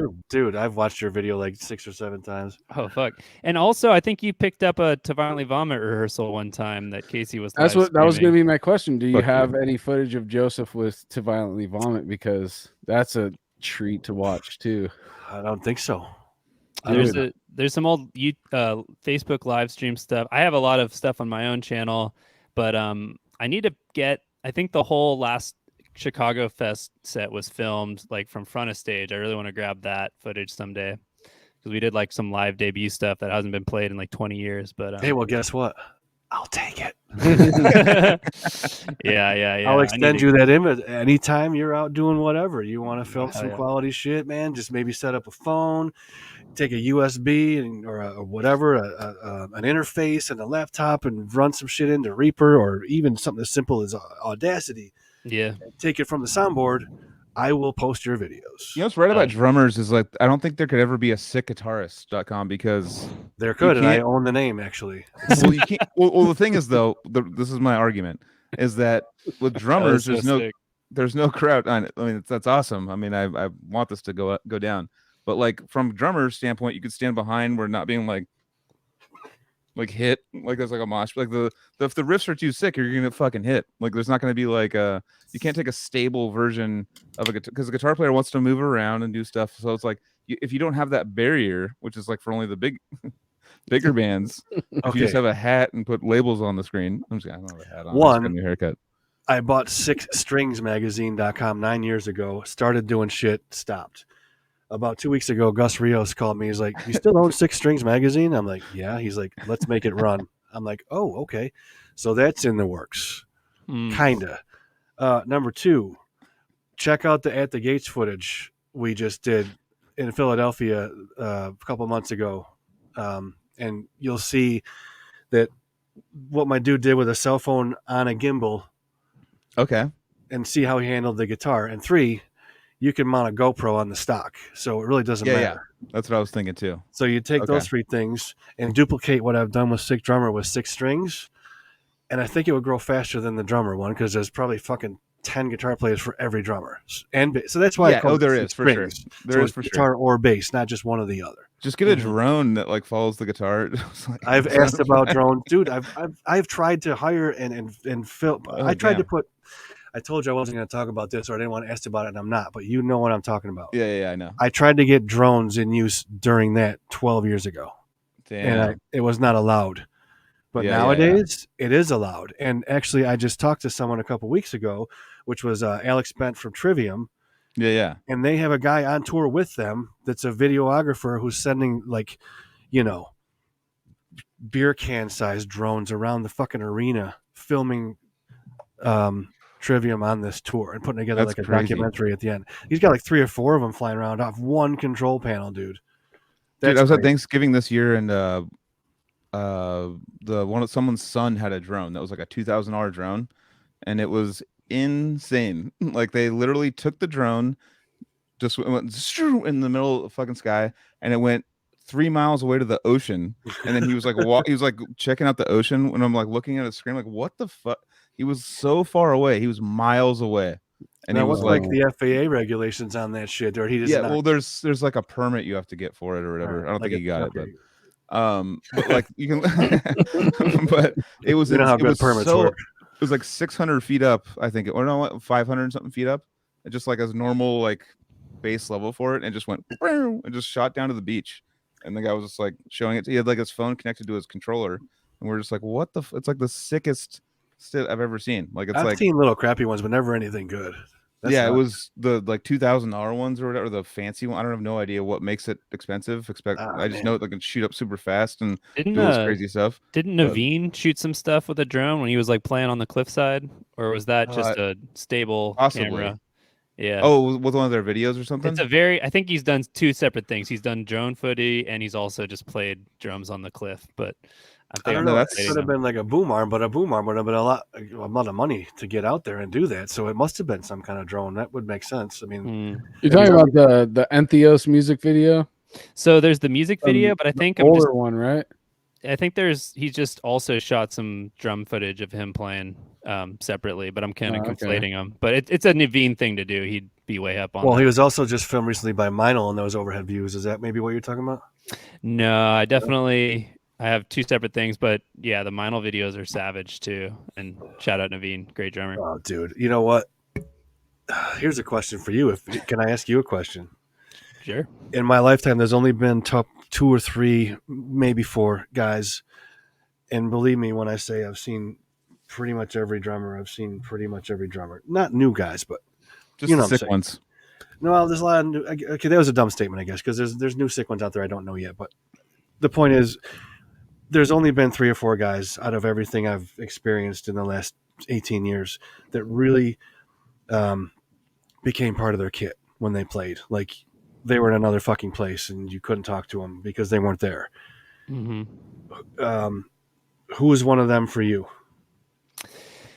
I know. Yeah. I mean, I like Garksta a lot with Animals. I think he's still kind of like leading the way for my drummer generation. I think Elliot Hoffman is. He's on my list. I know he's on your list. I know Hoffman's just insane. In terms of like more extreme, like I really like the David Diepold. Not even extreme, just okay, fucking off the wall. Like I think the all-time sickest drummer from fucking Leprous. Sorry. All-time sickest was Virgil Donati playing with Jean-Luc Ponty. That was the most mind-blowing drum performance I've ever seen in my life. Yeah, okay. Virgil's out of control. I'd like to see from Montevicino, right? Close, same style, but Virgil Donati. Jean-Luc Ponty was. You're thinking John? Not John. You're thinking Bob. Billy Bob Seger. Yeah, Billy. You said Mohavishnu is Bob. Billy Cobham. No, but Jean-Luc Ponty was the violist for. I think he did the second iteration. I think he did the 80s. Yeah, he wasn't the OG violinist, but he might have done the 80s era stuff. I'm still trying to think of drummers who have blown my mind or become one with the kit, as you put it. Yeah, that's the defining thing. Like not just my I would say next Naveen, level. Like what? I would say Naveen is one of those. Naveen is my number one when I saw him with Animosity. And even though he's a homie, he's kind of like my Mike Gilbert for drums. Like he's the best drummer I know personally. Naveen's on there for me. Elliot Hoffman, of course. And this is only people I've seen. Mm-hmm. And the third one is Chasen Westmore. Oh, Chasen. Yeah. That dude's an alien too. Now, so Max is asking, what do you think about David Frank? Because I know that. David Frank is so good. I've been watching his because Murray? Check him out if you don't know him. No, I was literally like, who should I raid? And he's all David Frank. And I went and we watched a little bit of it. And I was like, Jesus Christ! I jump on his page like every other day now. Yeah, it's insane. He's nuts, and he's also a huge fan of the next guy I was going to say, which I haven't seen yet. But if I could see someone right now that I haven't seen, it would be Ronald Bruner Jr. Okay. That dude is probably one of the best I've ever heard in my entire life. What do you guys think about Bard Kolstad from Leprous? He's amazing. I've seen him Bard's and filmed sick. him, and he's awesome. Nice kid. Yeah, it just seems like, I mean, as a non-drummer, I'm like, gee, just like, it's like looks insane to me. That's all I can tell you. I don't really. I could be mistaken, and I don't know if I should. I think he came from a bad place, like Rendezvous Point, like on the street, like homeless. Oh yeah, and playing totally. buckets, drums on in subways or something. And Yep. 4 years later, he just opened up and played fucking Albert Hall, sold out. Dude, are you kidding me? Yeah. I don't think he was homeless. I think Okay. he just got started as a street drummer. Okay. A cardboard box. Yeah. Yep. Cool. That's good news then. Yeah. I mean, But he's however he got incredible. there, he's there now. Yeah. I sat and watched him in Syracuse, New York, not long ago with Paul Seidel from the German Berlin band. Sorry. I hate when I do that. But anyway, yeah, Bard is incredible player. Yeah. What do you guys think about? It's been a band that I haven't been able to fully get into, but everyone seems like is into it besides me. The Mara. I understand the music is insane. It's just like I can't commit. Are you really to going to say the Mars Volta again? Oh, did I went through this already? You drink on this, dude. No, dude, no. Max said it. Oh, okay. And yeah, the drummers and the band is insane. Like John the band Theodore's nuts, dude. Yeah. The band is ridiculous. Just the vocals. But anyway, and I'm gonna say the same thing. Like, you listen to Rush, dude. Geddy Lee is one of those unique voices. I get one. You get one. Okay. I'm not doing two. I have another one for Ian. Eric with an A. What's his last name? M something. And a Prasta with Night Verses. Yeah, no, that guy. I can't. I'm not gonna look it up, but Apota. He's pushing the showmanship to another level. It's pretty fucking rad to see. Something like that. Eric Prada or Imprada, yeah. Have you guys mentioned that one guy that I just, as far as flashiness, it's the one guy that does the one-handed stuff, the doubles and stuff. Oh yeah, those videos are fun, dude. He's nuts on Instagram. Yeah, is he legit or not? I don't know. Legit. I can't. He's legit. Okay. He's legit, dude. He'll just do like that guy? with one hand. The Spanish like, dude. He does these like rolls, like with I don't know his name, but he's hand, really fucked up and awesome. Holding the fucking timer with one hand while doing. And he's got the cowbell sitting on top all the time. And dude, he's crazy. That guy's yeah, Carl Ross knows his name. Estapario. He's what's his the name? new metal kid in me likes to watch the Slipknot covers that he does. He does Slipknot with one hand. Yeah. Like, oh, yeah. Samus reviewed that video. It was pretty funny. Yeah, I was like, well, that's actually who showed it to me. I was like, what the fuck is this? Like, dude, is this real? Talking about Samus real quick, his getting drunk and playing video, that cracked me up, dude. Yeah. You're talking about the one from years and years and years he ago. took 20 shots or something. 20. He played something and then he took 28 shots. I toured with him. No. I know. Okay, you can't take that many why shots. Are you can take like 6. Breaking the fourth wall, dude? Why don't you let these people believe that? No, dude, he took more than 6, bro. Fuck him. He's got like 900 fucking million followers. Whatever, dude. It's a homie. Don't break the fucking magic, dude. Whatever. 15 or 18 shots. It was a lot of shots, dude. Yeah. Whatever. He just broke 500,000 followers on his fucking YouTube. That's what I'm saying. Congrats to that, dude. Let's keep pushing that. 21 shots. That's I don't believe it. Yeah, water. Here we go. This is fucking water shots. Cartilage knows what's up. I'm shot shaming. Nah, it was ginger ale. You guys are the types that tell people. I've toured with them. There's no way. Dude. There's no way. I'm just letting you know. Anyway, when I watched him play, I was like, "There's no way he had 21 like shots." There's no way. Normally served at a bar. Like, I mean, I can barely. I would probably get sick off that, and I could. Yeah, that's what I said. Any day of the week. You should have just said they were like 10 shots, and it would have been believable. But 10 is a lot. 10's a good amount to like play drums on. Like that's a lot. Your day's gonna change. Your day's gonna change. It looked like 10 to me. Yeah, about that. 21. Get the fuck out. So Casey, I love you, Samus. Same question, Casey. You got like 1 million views on it. It's all right. Have you ever seen a drummer that totally blew your mind? Like they became part of the kit, Casey? Oh yeah, man. Fuck. Yeah. So for me, I mean, like in different ways, other styles of music, different drummers and stuff. But like when I saw Derek Roddy play with Hate Eternal, like in 2000, that first tour from Conquering the Throne, and it was just all Conquering the Throne stuff. Like, and I was like 17, and I was just like, what the fuck? Like when I saw Roddy play. That's a good call right there.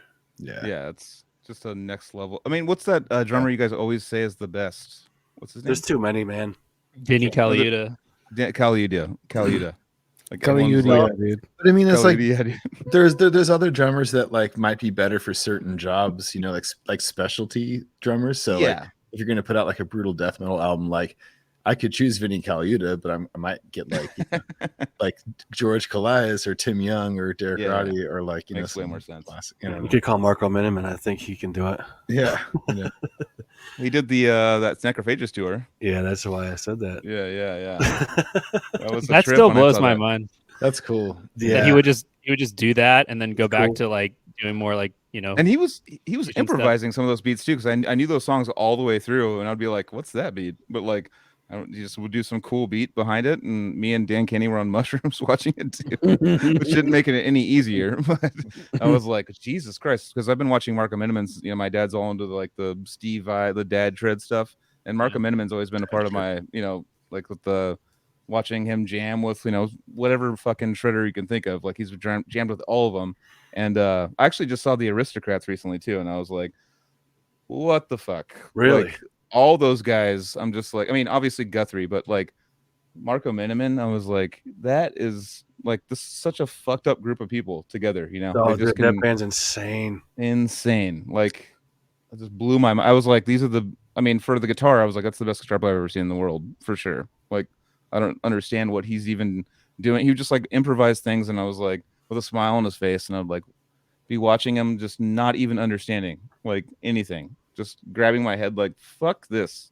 I have to leave. This is like blasphemy. like it was insane, dude. I'll say another dude that totally is one with his kid is Lil A. Oh, Gruber, yeah. Oh, yeah. Totally. Dude, that dude, watching him play is like a really, really great experience, because there's something else going on in that dude's brain and body when he's playing drums, you know? He's got the guitar involved too. He's like in his brain. Yeah, and he's just well, he's that's his dad. Like, I'd like to get him back on and talk more about like just his upbringing, because we probably talked about it. I should just go back to that episode. All my questions will be answered if I just go back. Yeah. He's incredible, man. But no, it just with He's his upbringing incredible. with his dad and stuff, it totally, he emulates like what it would be to come from that lineage of what his dad was doing way before he even started playing in death metal. You know, I think it's AERA era or some shit. He was a jazz like prog rock drummer before he started fucking with Lil A, when he had Lil A, and then he got old enough to where he started jamming with him. But that story to me is so cool, dude. I know you just want your own kid to play death metal with you. That's why I'm trying to get my own Lil A, dude. Yeah. Shout out to Vaughn Stoffy, who's just joined as the touring guitarist of Defeated Sanity. He's a homie from Chicago and really cool guy. So what's his name on here? Vaughn Stoffy. He's been playing with John Longstreth in a project also. Oh, Jesus. Sick. Yeah, they're doing something. Just while we were on the road, the Necrophagus thing, and I was looking back at the stuff behind Ian, that Romain Goulan video with Necrophagus.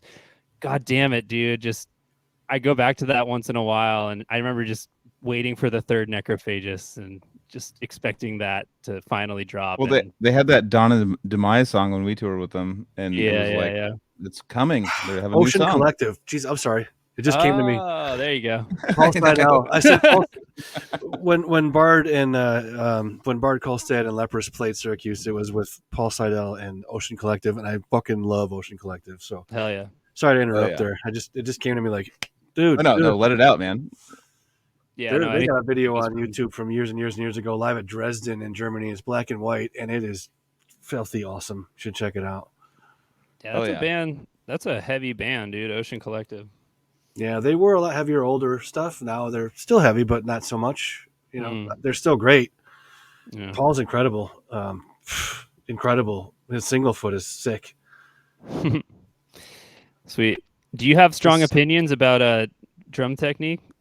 No, I don't really have strong opinions about a lot of anything. Okay.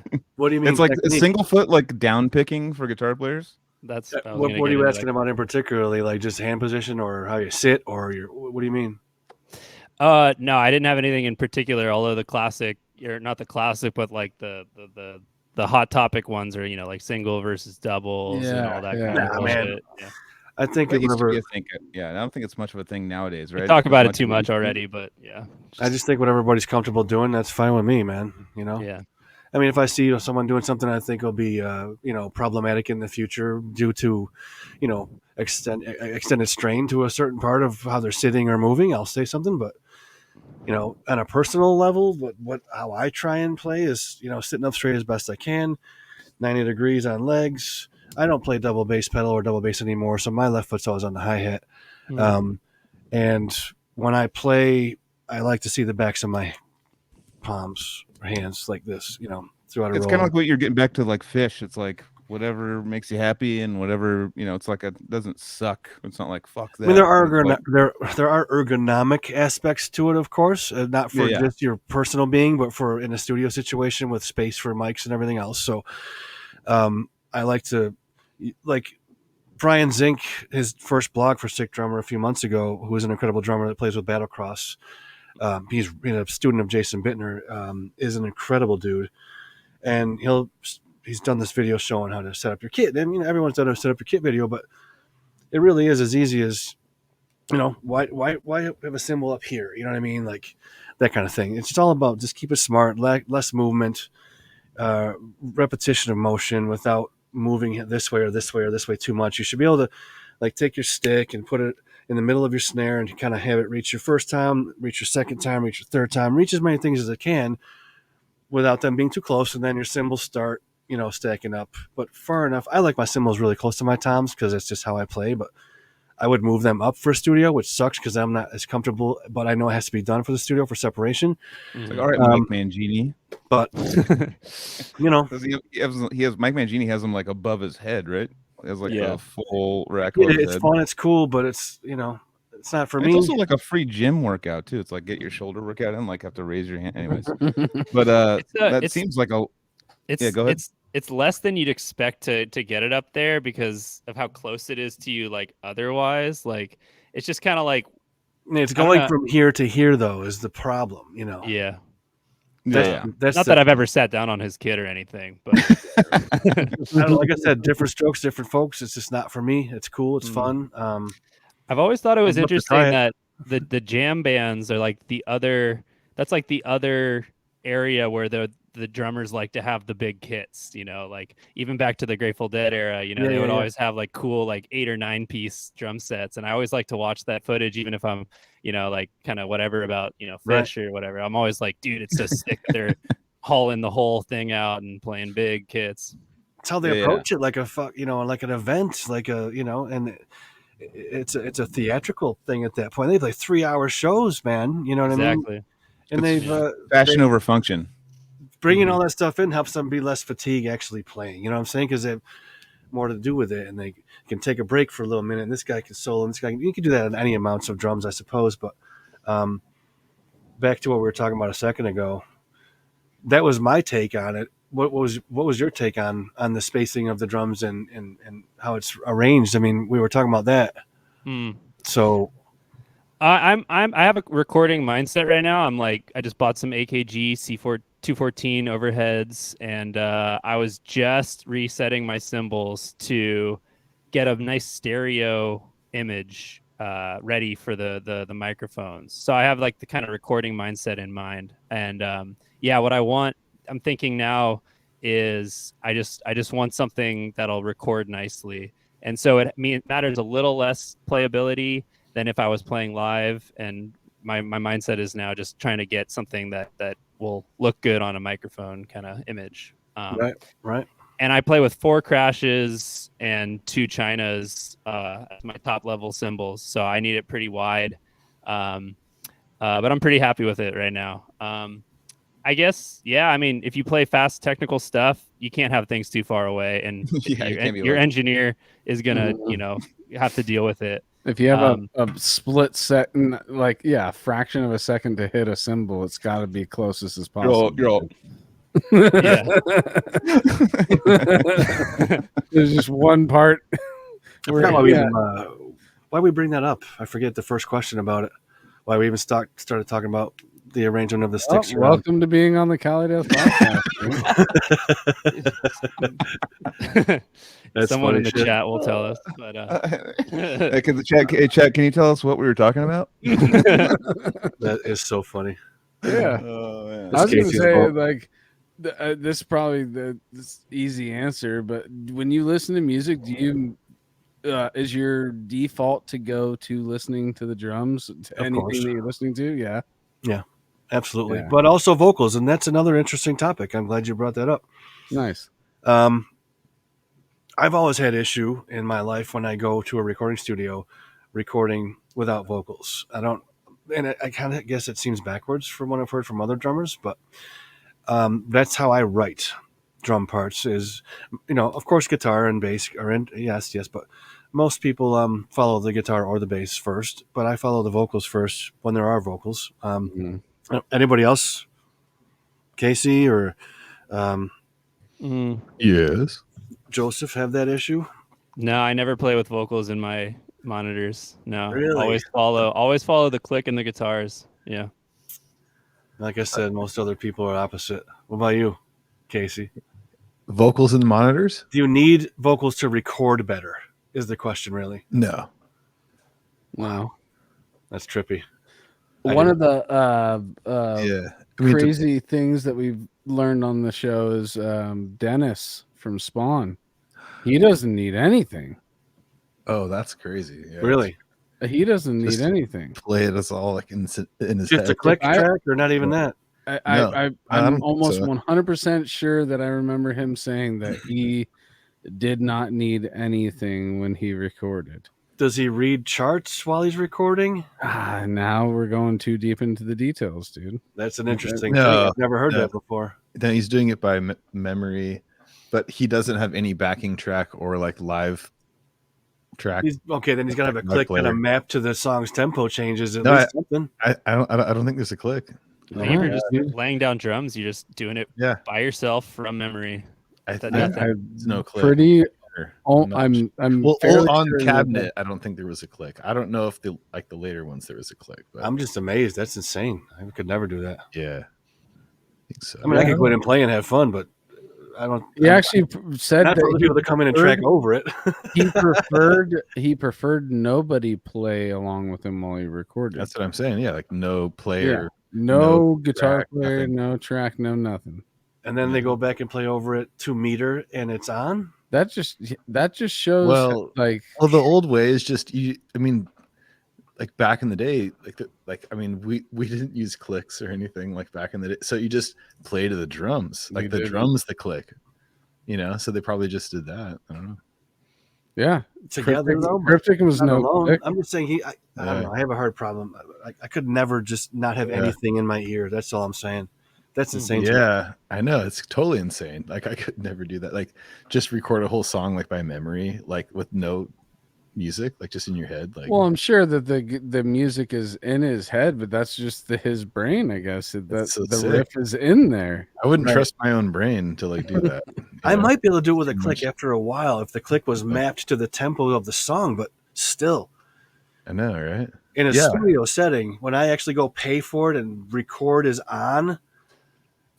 Vocals. Oh, dude, yeah. Oh, vocals. That's cool. Interesting. Yeah. So, I mean, vocals are important though, like for like leading the song and hearing certain things and rhythms.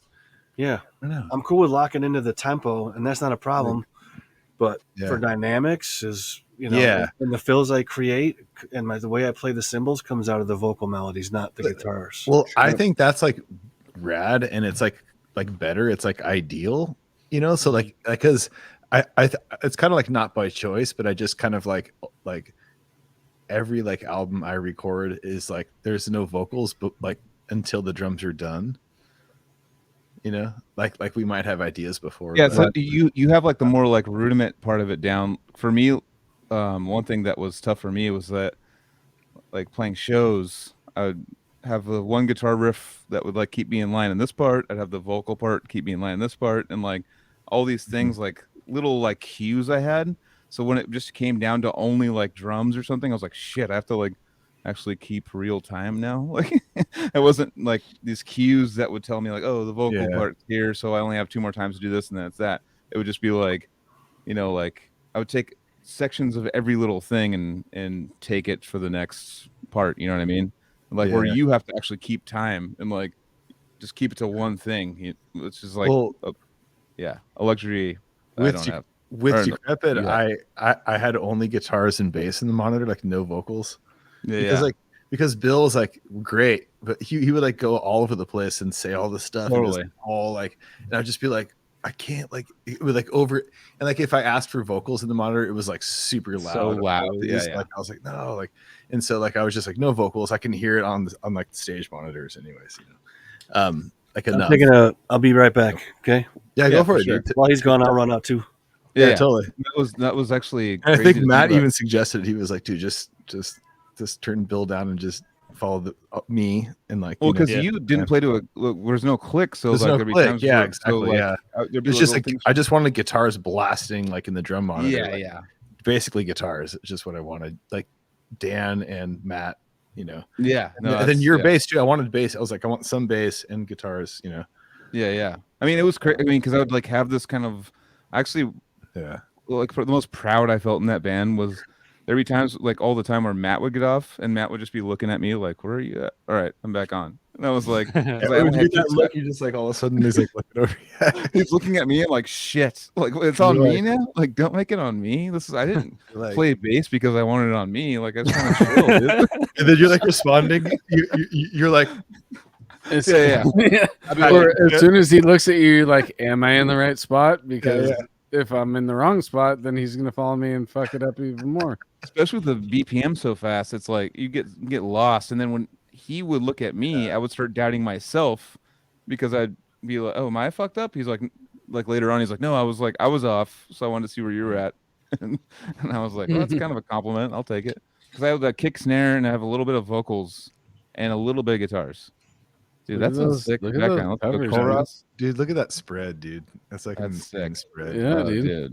I Respect. mean, it literally looks like I would have these stacks of magazines when I was in my. I know. I was actually thinking teens, about dude. starting to get magazines at this age. I was like, Decibel. It's all Decibel magazines, like $9 a year. It's like super cheap. Oh, I thought you were about to say So $9 $9 a issue. I was That's like, steep, fuck. dude. I can't afford that. No, but shit. super cheap though for what they are. And I was like, dude, that's super good shit porn. Like if you're gonna take a dump, like you want to, and you Oh, don't yeah, want to look dude, at your just have phone. a stack of metal mags. Yeah, if you don't want to look at your phone like we always do, like I'm trying not to look at my phone because I get on my phone, I won't stand up for my legs will be numb, and I'll just be like ordering shit. Like I'm like, what the fuck am I even like? I'm done. I'm done with the Your two for a Christmas while. shopping and fucking Yeah, and you get August. ideas and shit. It's like no, it's like I want like paper and just like look at things. You know, like do this the old like dad move with like the newspaper taking a dump or something. You know. Yeah, dude. So, Totally. that's kind of what I always like. I down. respect that now. Or like joke books and shit like that. I always had joke books stashed in the bathroom, dude. Like just I can't remember the Knock, knock. specific types of jokes, but you know what I'm saying. Like You have so you'd like to find jokes out you're dropping talking- stuff? Yeah, when I'm dropping dumps, I like to find jokes. Hell yeah, dude. There's already a joke happening below you though. Yeah, I'm still on the interview with these fucking assholes. I'll be in bed in a minute. Oh, they got. I wish that was like on accident. That'd be the best catch. I know it was on purpose though. Yeah. Cheers. Cheers, dude. Cheers, man. Yeah, that was great.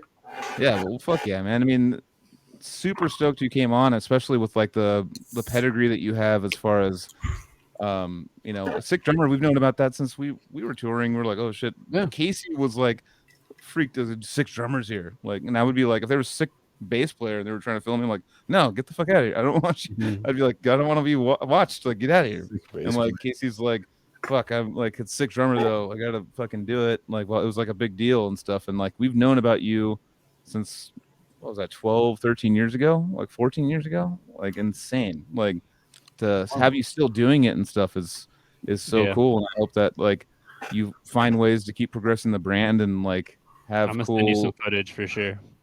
Oh yeah. Yeah. Just kicking me out. Sends them the wrong footage. Yeah. No, we're not kicking you out, dude. No, I'm not. I mean, you had your wife going like, "Are you coming to bed yet?" Dude, That was totally kind of a cue. I was kidding. Was that a free? Was that like a play you just did in the background? That's fucking awesome. Yeah, I stood behind the scrim and I was like, "Hey, honey, I'll be right there." I'm still talking to these assholes. And then I came around the corner, man. That was Dude, I work. thought we I fell already for it. knew that was a joke, Joel. We already knew that was a joke. Yeah, I got it. You know the joke, but not me. I get that didn't Casey know. knows You it, did, or bro. Joseph knows it, but like, I thought you said a minute ago that you knew it was a joke. Yeah, dude. So that's where the confusion lies. oh, I here. thought, Where's I the thought Joel's- joke was, Joel's I thought the joke was surge a response. alert, I thought it was a dude. response. I to know, the I'm joke. trying to find it. I'm trying to find it. No, I was outside smoking, thinking about doing that on the way back in. Oh no, I thought it was. I thought she was actually talking to you, and you're responding jokingly. That was my. I know, right? You guys can't keep up with me. You guys are fucking. Drink your fucking No, dude, we Chicos can't. or We something. didn't catch the surge, dude. Yeah. We missed Just the riding the surge. surge wave, dude. Riding the surge wave. Yep. Yeah, dude. Yeah. I There's pause in there. That's This pretty is sick. a great, not to do like a whole wrap up thing, but like coming back after a week off, dude. I always have a great time on these things, dude. You know, Yeah. and I'm glad to be back. Just 1 week away already makes me feel like yeah, I was like we're back in nervous the a little bit. we're Well, back in the saddle again. I'd like to say something. I apologize for being late, Ian. I wanted to Fucking- be on this episode from the very beginning, but I had to like teach tonight to pay for the studio, and like I had the flu before Thanksgiving. I like couldn't do it, and then last week was Thanksgiving and like holidays, and I was just like, fuck, I have to teach it. But Bro, you owe me no apology, sir. I was just saying, man. Thank you. I appreciate that, but He's not mad, just disappointed. Dude. I know. Well, it's okay, but I just wanted to say that. Like I wasn't just No, like, we talked oh, about I'm that. We running were like, late. no, Yeah. thank you, man. First Yeah, of all, dude. I I think was like, here's the- oh, this is gonna be so fun. And I was like, if it was a competition of attendance, I think Casey wins by. I mean, Anthony too. Have I ever Anthony- missed one? The first I've one missed a couple now. And was The- episode 0. Episode Were 0. you I on was the guest. I was the guest. Oh, dude, I haven't watched it. Sorry. I don't know if that counts. I don't know. I'll like ask the judges. I don't know if that counts. There hasn't been. Has there been an episode without me on it? It was whoa, Joseph's dude, side the episode. Reigning King. Anyways. The You even side came to my episode? side episode. You came to mine. You didn't come to all of Casey's, but you came to mine. So Okay, Oh, so you I did- did. Oh, I missed the Dennis Miss one. Casey's. I missed Yeah, yeah. Dennis from Spawn, dude. He's That's not the only perfect. one, dude. The one that I totally fucking want to be on, dude. I just realized I haven't been on it. damn. We need to You get, get Dennis, Dennis back on here, by the way. Yeah. And you all, So, need, podcast to, magazine. My favorite color. you all need to check out Ronald Bruno Jr. is what you all need to do. Yes, I'm actually Oh yeah. writing stuff down that you've shown me. Can we watch the Casey video, please? No. Come on. Yeah, Come dude. on. Let's watch it, dude. Hell yeah. Come Okay, on. perfect. I'll go to the bathroom while you. Nah, dude. You watch it with us and tell us everything. Dude, Casey, by the way, you're man. shredding on it. Tell but us how you're. you're so critical of yourself that you're Tell like, us what dude, you're no one's ever done a thinking. drums. It was like half of Casey. Tell us what you had for dinner right before. Tell us everything. Oh, Just dude, like we making were- ridiculous faces. I don't know what I was. It's so dorky. No, You got you it, were just Joel? like What are you talking about? Your I tongue? have it locked and Your loaded. tongue, dude. God Your damn tongue, dude. It's all it. good. Everything, Dude. dude. Dude, Casey, you're murdering. Tongue, All right. dude. Tongue. So what do you got? Oh, chat wants to see. All right. I don't know what happens with my tongue when I play drums. It's bullshit. Well, dude, I bite my Dude, tongue Michael when I cut. Jordan doesn't say that. Michael Jordan made a. I've been doing it less. I've been trying to. When like, I cut paper with scissors, I start to like play with my tongue, dude. Dude, I used to Kinda put weird. like Same thing as playing gnarly death metal drums, but I have so many pictures of me like with my tongue like up and my teeth. Like, No, but dude, go dude, deeper. You find never it. mind. Never mind. You find it's focused, dude. You're focusing on something, then your tongue just does weird shit. it's like Sherry, dude. Like It's drawing. Do that. Like writing with a pencil. That's Dude, I just showing- can't remember the last time I cut anything with like paper with scissors. What do you weird. do? How do you cut paper then, dude? With a rock. I haven't cut paper in a while. Oh, it's Paper, fun, hard, dude. like it's hard to cut a straight line of paper. Anyways, let's get into this. I mean, as a I kid, I saw remember a like, young kid, so I'm doing arts and crafts all the time, dude. I figured. I mean, getting that cut down is hard. But anyways, Those little pink butterfly scissors are really tough to work with that tiny little metal edge on them. as a never kid, good. I would always be super bummed like doing art projects, like cutting the paper. Mine would be all like jagged, and, like everyone like have the straight ones. I'm like, God fucking damn it, dude. Hey, crooked kids here. All right, so here we go. This is Yes. here we go. Oh my god, that's Down.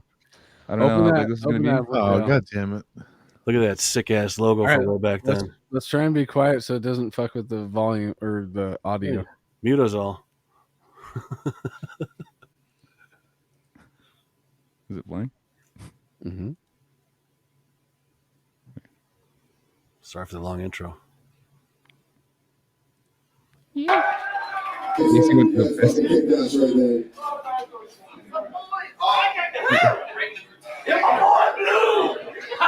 All right, this is a fucking song about how fucking we've just been duped by the whole fucking system of everything. This song is. Let's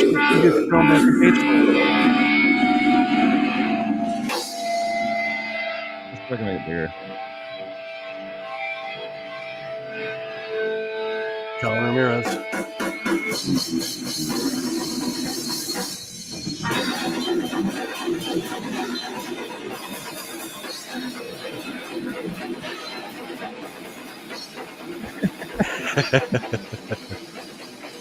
Looking at the camera.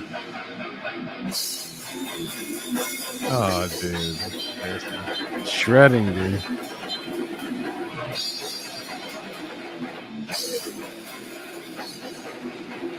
Jesus. Ripping, dude.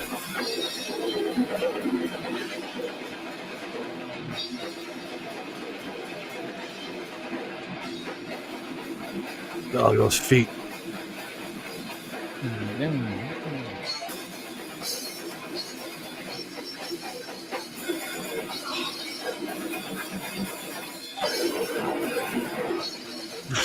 Yes. Dude, hummingbirds, man.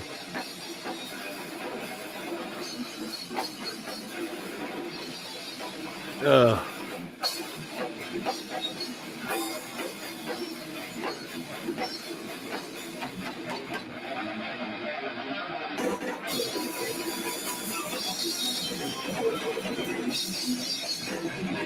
Or as Adam Jarvis would say, bumblebees.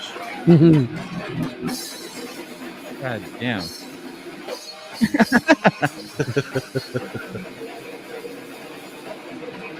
22 fucking 18 years ago, maybe.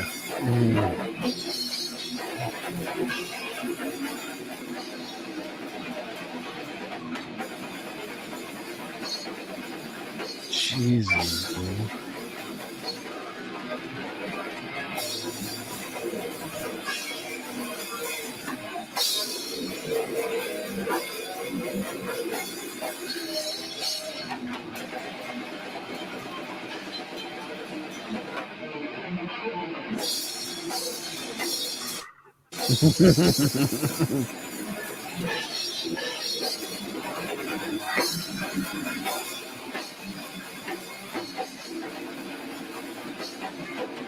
Oh yeah. Where's the motherfucking air? So clean, man. I didn't say it right there.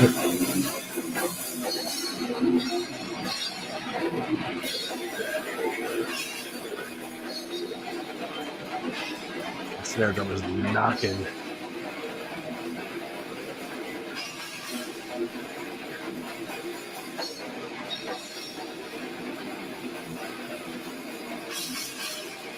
Shout out to Extra Pedals.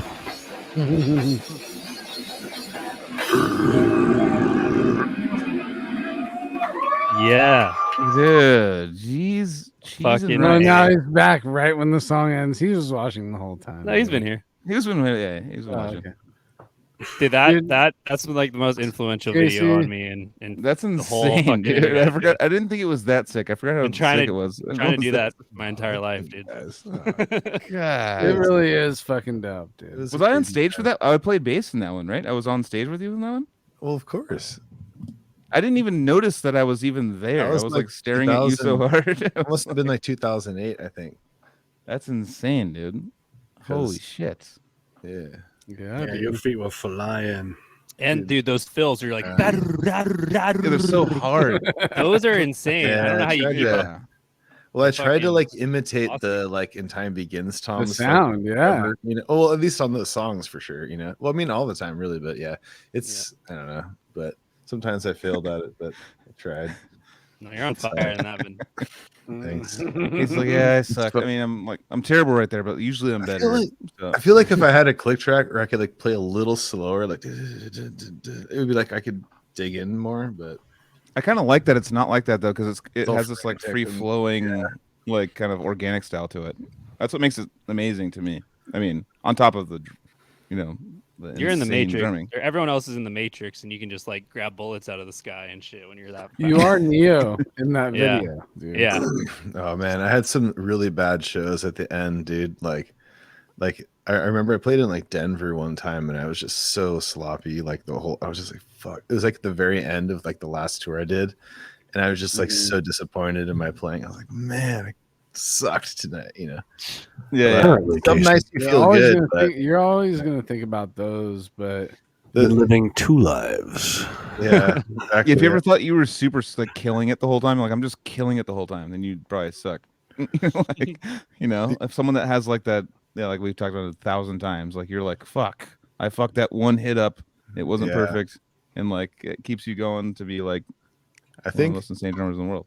but it's like adrenaline. Like there's some shows you can remember and just be like, well, that was crazy. Like that one time that we were like super late to that show in Portland, and we had to play after Hate Eternal. Like before Black Dahlia, and it was like, and we played like a 20-minute set, or like There's like 3 or 4 songs. Short. Yeah, it was like super short, but they like threw us in there because it was like we were like super, and it was like really good sound on stage, and like we were so pissed off. We were like, because we drove all night and just like, you know, like didn't sleep and stuff, and it was like super, and it was like all the snow and shit, and You just like pull up to the fucking venue and then you just get thrown out into a fucking soul. we were like yelling at each other and shit. Like it was Yeah. not good. Yeah. And then like we just like threw up on stage. We're like, fuck, we're all pissed. And we just like, but we played. It was like, there's something about that show. It was like, well, it sounded I remember rad. that We were clearly. so angry. And we just Totally. played it. Like, I felt like that was like the only show. I'm like, that was a good show. That like was 4 songs or something. That was so. I mean, that was just such a, you know, going from like sleep or like taking a little nap to driving to going over, putting chains on the thing, like going over Donner, like all the, like it was fucking great to like Hate Eternal's like loading out as we're pulling up, and we have to take the fucking, we have to after that drive open the trailer and then load onto stage. Like we've been driving, like 20 hours, and we're just like, all right, let's go. We just went on stage. The crowd sold out, and we're just like, we were shit. like pissed. Yeah, we were all annoyed and like, it was fun. That was sick. Damn, that was that's a weird memory seeing I'll some never- people I knew in that audience there, man. Jesus, cool. Yeah. That was the golden era, dude. That little kid, the shorter guy that was up front, was the dude that just filmed At the Gates for me in Philly a couple months ago. Oh, nice. And he's yeah, dude. I'll send you a link. He's got a record coming out that he wrote himself. It's Is the Penny Arcade still there? It's still there, but it's not called the Penny Arcade. It's different. Some like nickel arcade because of inflation. So that's my joke of the day. Some stupid beach club or something. Yeah. It's like Slim's is now YOLO Club. It's like yeah, it's like Octopus Lounge is now the Longboards Margarita Bar. Oh, you're like, fuck, dude. Octopus Lounge, dude. Yeah. Way sicker, dude. I know. Yeah. Jesus Christ.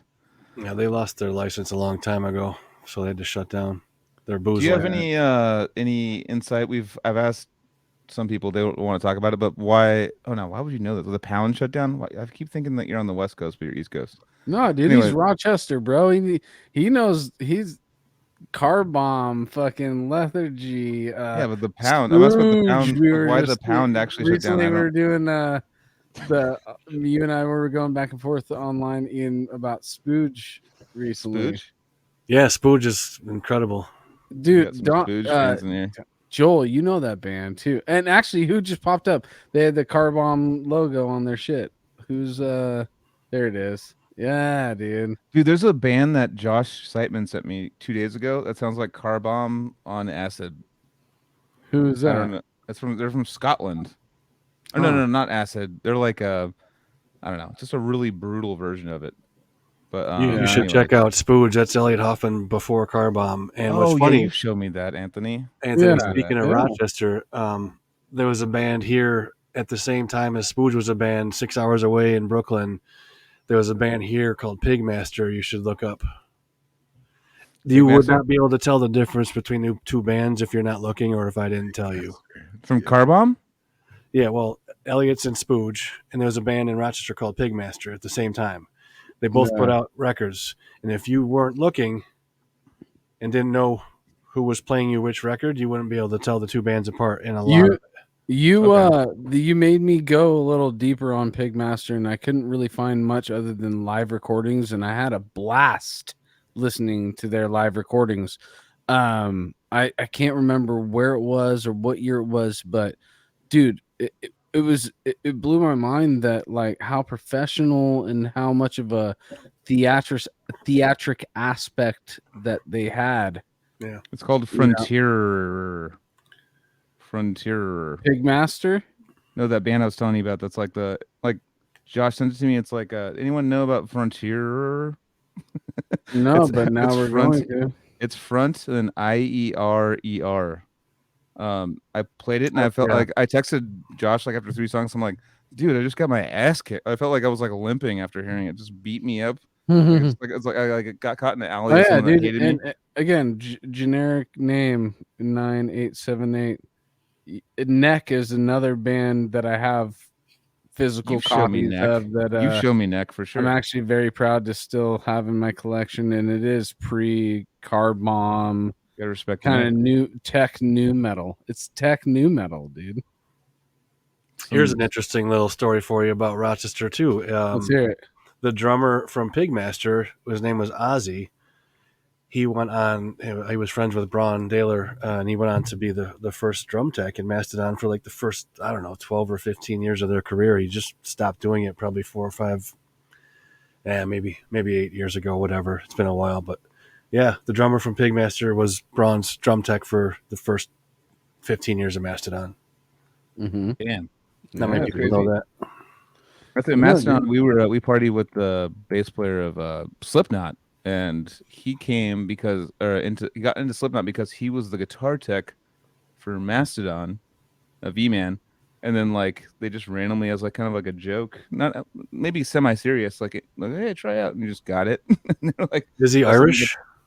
No, he's where's V-Man from? He's Australian. Never mind. I forget where's he from. I don't know. God damn it, I can't think of his accent. Most Australian accent right now. But no, he's got an accent for sure. It might be British or something. But man, that's a good dude. They have accents. I honestly will say though, champion for me is Lethargy. Yeah. You know, that group, yeah. and knowing that what spawned, like that was the seed for so many different things. You are correct. And when you hear something like "It's hard to write with small hands," those guys were already ready to be pros at that level at that time in their life. You know, yeah, I agree. Super pro songwriting and execution at that time in their lives. You just knew that all those dudes were going to be going somewhere, you know. I wish they would have gone further. I mean, Eric, the guitar player, of course, now in Sulaco, Nuclear Assault just called it quits, but he's been in Nuclear Assault for, I guess, 18 years or so with Danny Looker, who was also a Rochester native and friend of mine.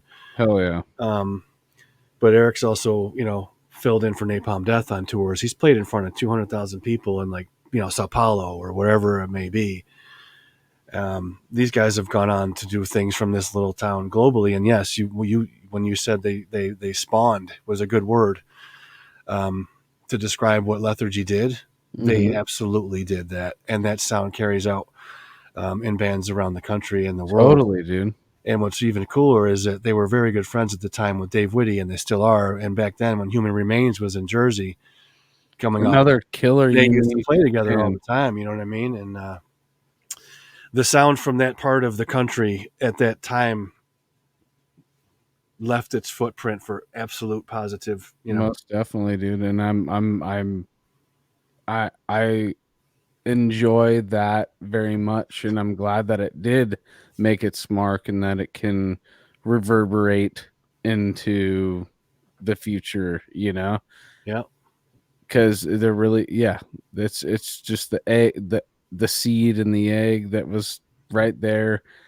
Mastodon, Sirocco, all these different things that just came out of that, and if those guys didn't meet each other at that time in their lives, would it have been the same? Would things have been drastically different? They would have been different. And it's surprising that they met. Actually, they came from very different places in Rochester and totally different schools and totally different everything. But music will draw people together, sir. Yes, sir. I agree, dude. And I love that. And that's so cool that you grew up with all of that, dude. You got to watch it happen in real time, Yeah, it was pretty incredible going to Club Braun, which is what we called the parties at Braun's house, where Lethargy played in the basement. Nice. That's crazy, man, that you were part of that whole scene. That's a trip. I implore everybody to, after anybody who has listened to this episode right now, if you don't know the bands that we're talking about right now, please do yourself a favor and just go check it out, because you'll find this little pocket of the United States that had some real overflow of creativity. Sorry to cut you off. But Psyopus is another one. That's one of the craziest bands ever. Oh, really? I didn't know that. Their first record, their drummer Greg Herman, dude, look him up. Yeah, that's sick. Dude. And see, that's like the next generation of what we're talking about right now. Is a band like Psyopus came out of that area because those guys were growing up seeing what was happening in their little scene. That I don't even know if everybody even knows that Rochester, New York even exists, And I'm trying to shit on Rochester, dude. What? We've all played shows in Rochester. Oh, Chris Arp. Yeah, Chris Arp. So Chris Arp, he quit a year ago. I quit streaming. Okay. Well, Chris Arp actually he won the Guitar Center contest of like who wants to be a shredder. I'm just making up a name. But like the shredder competition at Guitar Center, like a nationwide one, he won, and like deservingly so. He would like play full songs and with just no pick, just like insane guitar shit. Like I'd never seen someone do something like that in that style, like a Dillinger style, but like more. I would say it's more catchy. I mean, than like the crazy Dillinger, but had a Dillinger-esque taste to it. But it was like next level guitar playing, and I still see him play. I was following him for a while. He's posting videos playing guitar, and he's still insane. And I hope he keeps continuing making music, because he was like, Limp Bizkit contest, dude. No, I think it was called the Guitar Center Who Wants to Kick Some Axe contest. Was it really called that? I feel like you made that up. Somebody's gullible. I was just about to say, dude. Joey's talking to his wife again, dude. Well, no, whatever. I said, is it really called that? Because I knew it was kind of bullshit, but then I didn't know. Maybe he might have been right if it was, because Guitar Center has some pretty shitty contest names. That's hilarious. So I wouldn't be surprised if that was it. It was funny on two levels. What about is Behold the Octopus from like New York City? I'm not sure where they're from, but they are another fucking insane band. Yeah. There's a band out of Buffalo right now. If you guys are writing any of these down, you should check out Doug Griffith Jr., the drummer. He's in a band called Inertia out of Buffalo. Oh, hell yeah. Okay. He's like, I don't need to write them down, dude. We're recording it on the internet. yeah, real but quick, you gotta Anthony, listen back. It's 2 spell hours inertia, and dude. 58 Anthony, minutes to find spell that. inertia right now, dude. Inertia. Inertia, E-N-E-R. Yeah. They're like Cynic meets Death. It's weird. S-I-A. CIA. Yes. There you No, go. Inertia, dude. Joseph, it's you'll got love the drummer, Starts Doug. with an I. I knew that right away. How tall are Yeah. you? Me? Yeah. 7'8". 6'1", maybe 6. Yeah. All right. I'm 6'4", and this dude Doug is 6'5", and you should he plays like Dillinger, fucked Death and Cynic and had a baby called Spastic. Hashtag inertia, dude. You know it's fucking. That's how you spell it, dude. Something like that. I'll check it out. Hey, as we're hitting three hours here, can people support? How can people support Sick Drummer? By sharing our videos and by telling every sick drummer they know that we are happy to accept submissions for new video. We're still going to be interviewing and posting up lots of interviews. We're working on roundtable discussions with. So we did our first live feature cover, if you will, interview via YouTube in October with Dirk Verburen while he was on the tour with Megadeth, and we're going to do that for right now and add content to the website that would be a review or another feature or a blog by another artist to coincide with the live video for the cover feature person who would take place of a digital issue, because the digital issues are outweighing the value for the time that's been put into them for right now. So we're going to be working on doing monthly or bi-monthly feature cover interviews live on YouTube. The first one we did, like I said, with Dirk, I had John Longsworth co-host it. It was about 2 hours and some change, and it went really well. I used StreamYard as well. And so aside from those, we're going to be working on live discussions, interviews where we get 2 or 3 or 4 guys on there. We're kind of tired of the same old questions you see everywhere. Like, how's the tour going? Yeah. What's your, sticks are you using? All these things. And that's fine if somebody wants to ask those to promote a band on any level. That's not for me to say that's a bad thing. But we're tired of just that. So by the roundtables, we're hoping that the 4 or 5 guys that are all drummers of either, this level or this level or this level, whether they stay on their own levels per interview or if I intermix them, the questions they ask each other will be much more relevant to drummers as listeners, and those will become the questions. Yeah. So that's what we're working on right now. Conversation, dude. So to support Sick Drummer right now, just keep watching the videos and keep sharing the videos, and that's really it. That's it right now. That's all you can do, and I appreciate every single one of you. Dude, we appreciate you, dude. I mean, we've If you want to order some physical copies, you have to use the promo code inertia. Dude, that's so wrong. There's an I. That was me going off right. I wonder what you were laughing at there, Joel. Now in hindsight, I'm like, okay, so maybe it starts with an I. I haven't been watching the chat. That's hilarious, Dave. Dude, I almost want that to be on a shirt, dude, just like Cali does. Dude, we should start a new band. It should be Anthenertia. Anthenertia, dude. It's sitting there in the chat looking at me, like staring at me, and I just can't. How wrong is it, though? How wrong is it? It's not that, I mean, the first letter was wrong. That's what was kind of funny to me. Yeah, it's supposed to be I. And then you actually listen to it. And then it's supposed to be a... It's supposed to be a T. Is that what it is? Did I miss like 1 or 2 letters? That's a hard word to spell. I know it's I. Not right now. It's not the time. I don't want to. Yeah. You guys. Yeah. I'm no spelling contest right now, dude. I took a swing. Okay. Dude. It's NIRTIA. Yeah. Oh, dude. NERTIA. I can't even say it. I'm reading it. I'm reading it, and I can't say it. The E and the S are wrong. I and T. Change it, and I got it, dude. It's not that close. It's not that far off, dude.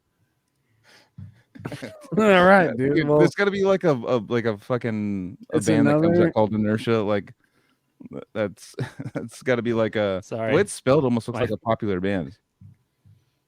Computer yeah, battery. You guys will say it, sure. We're fucking trademarking that shit. All right, let's wrap this up. All right, Ian, fucking keep What's it. up, Inertia? Jesus Christ.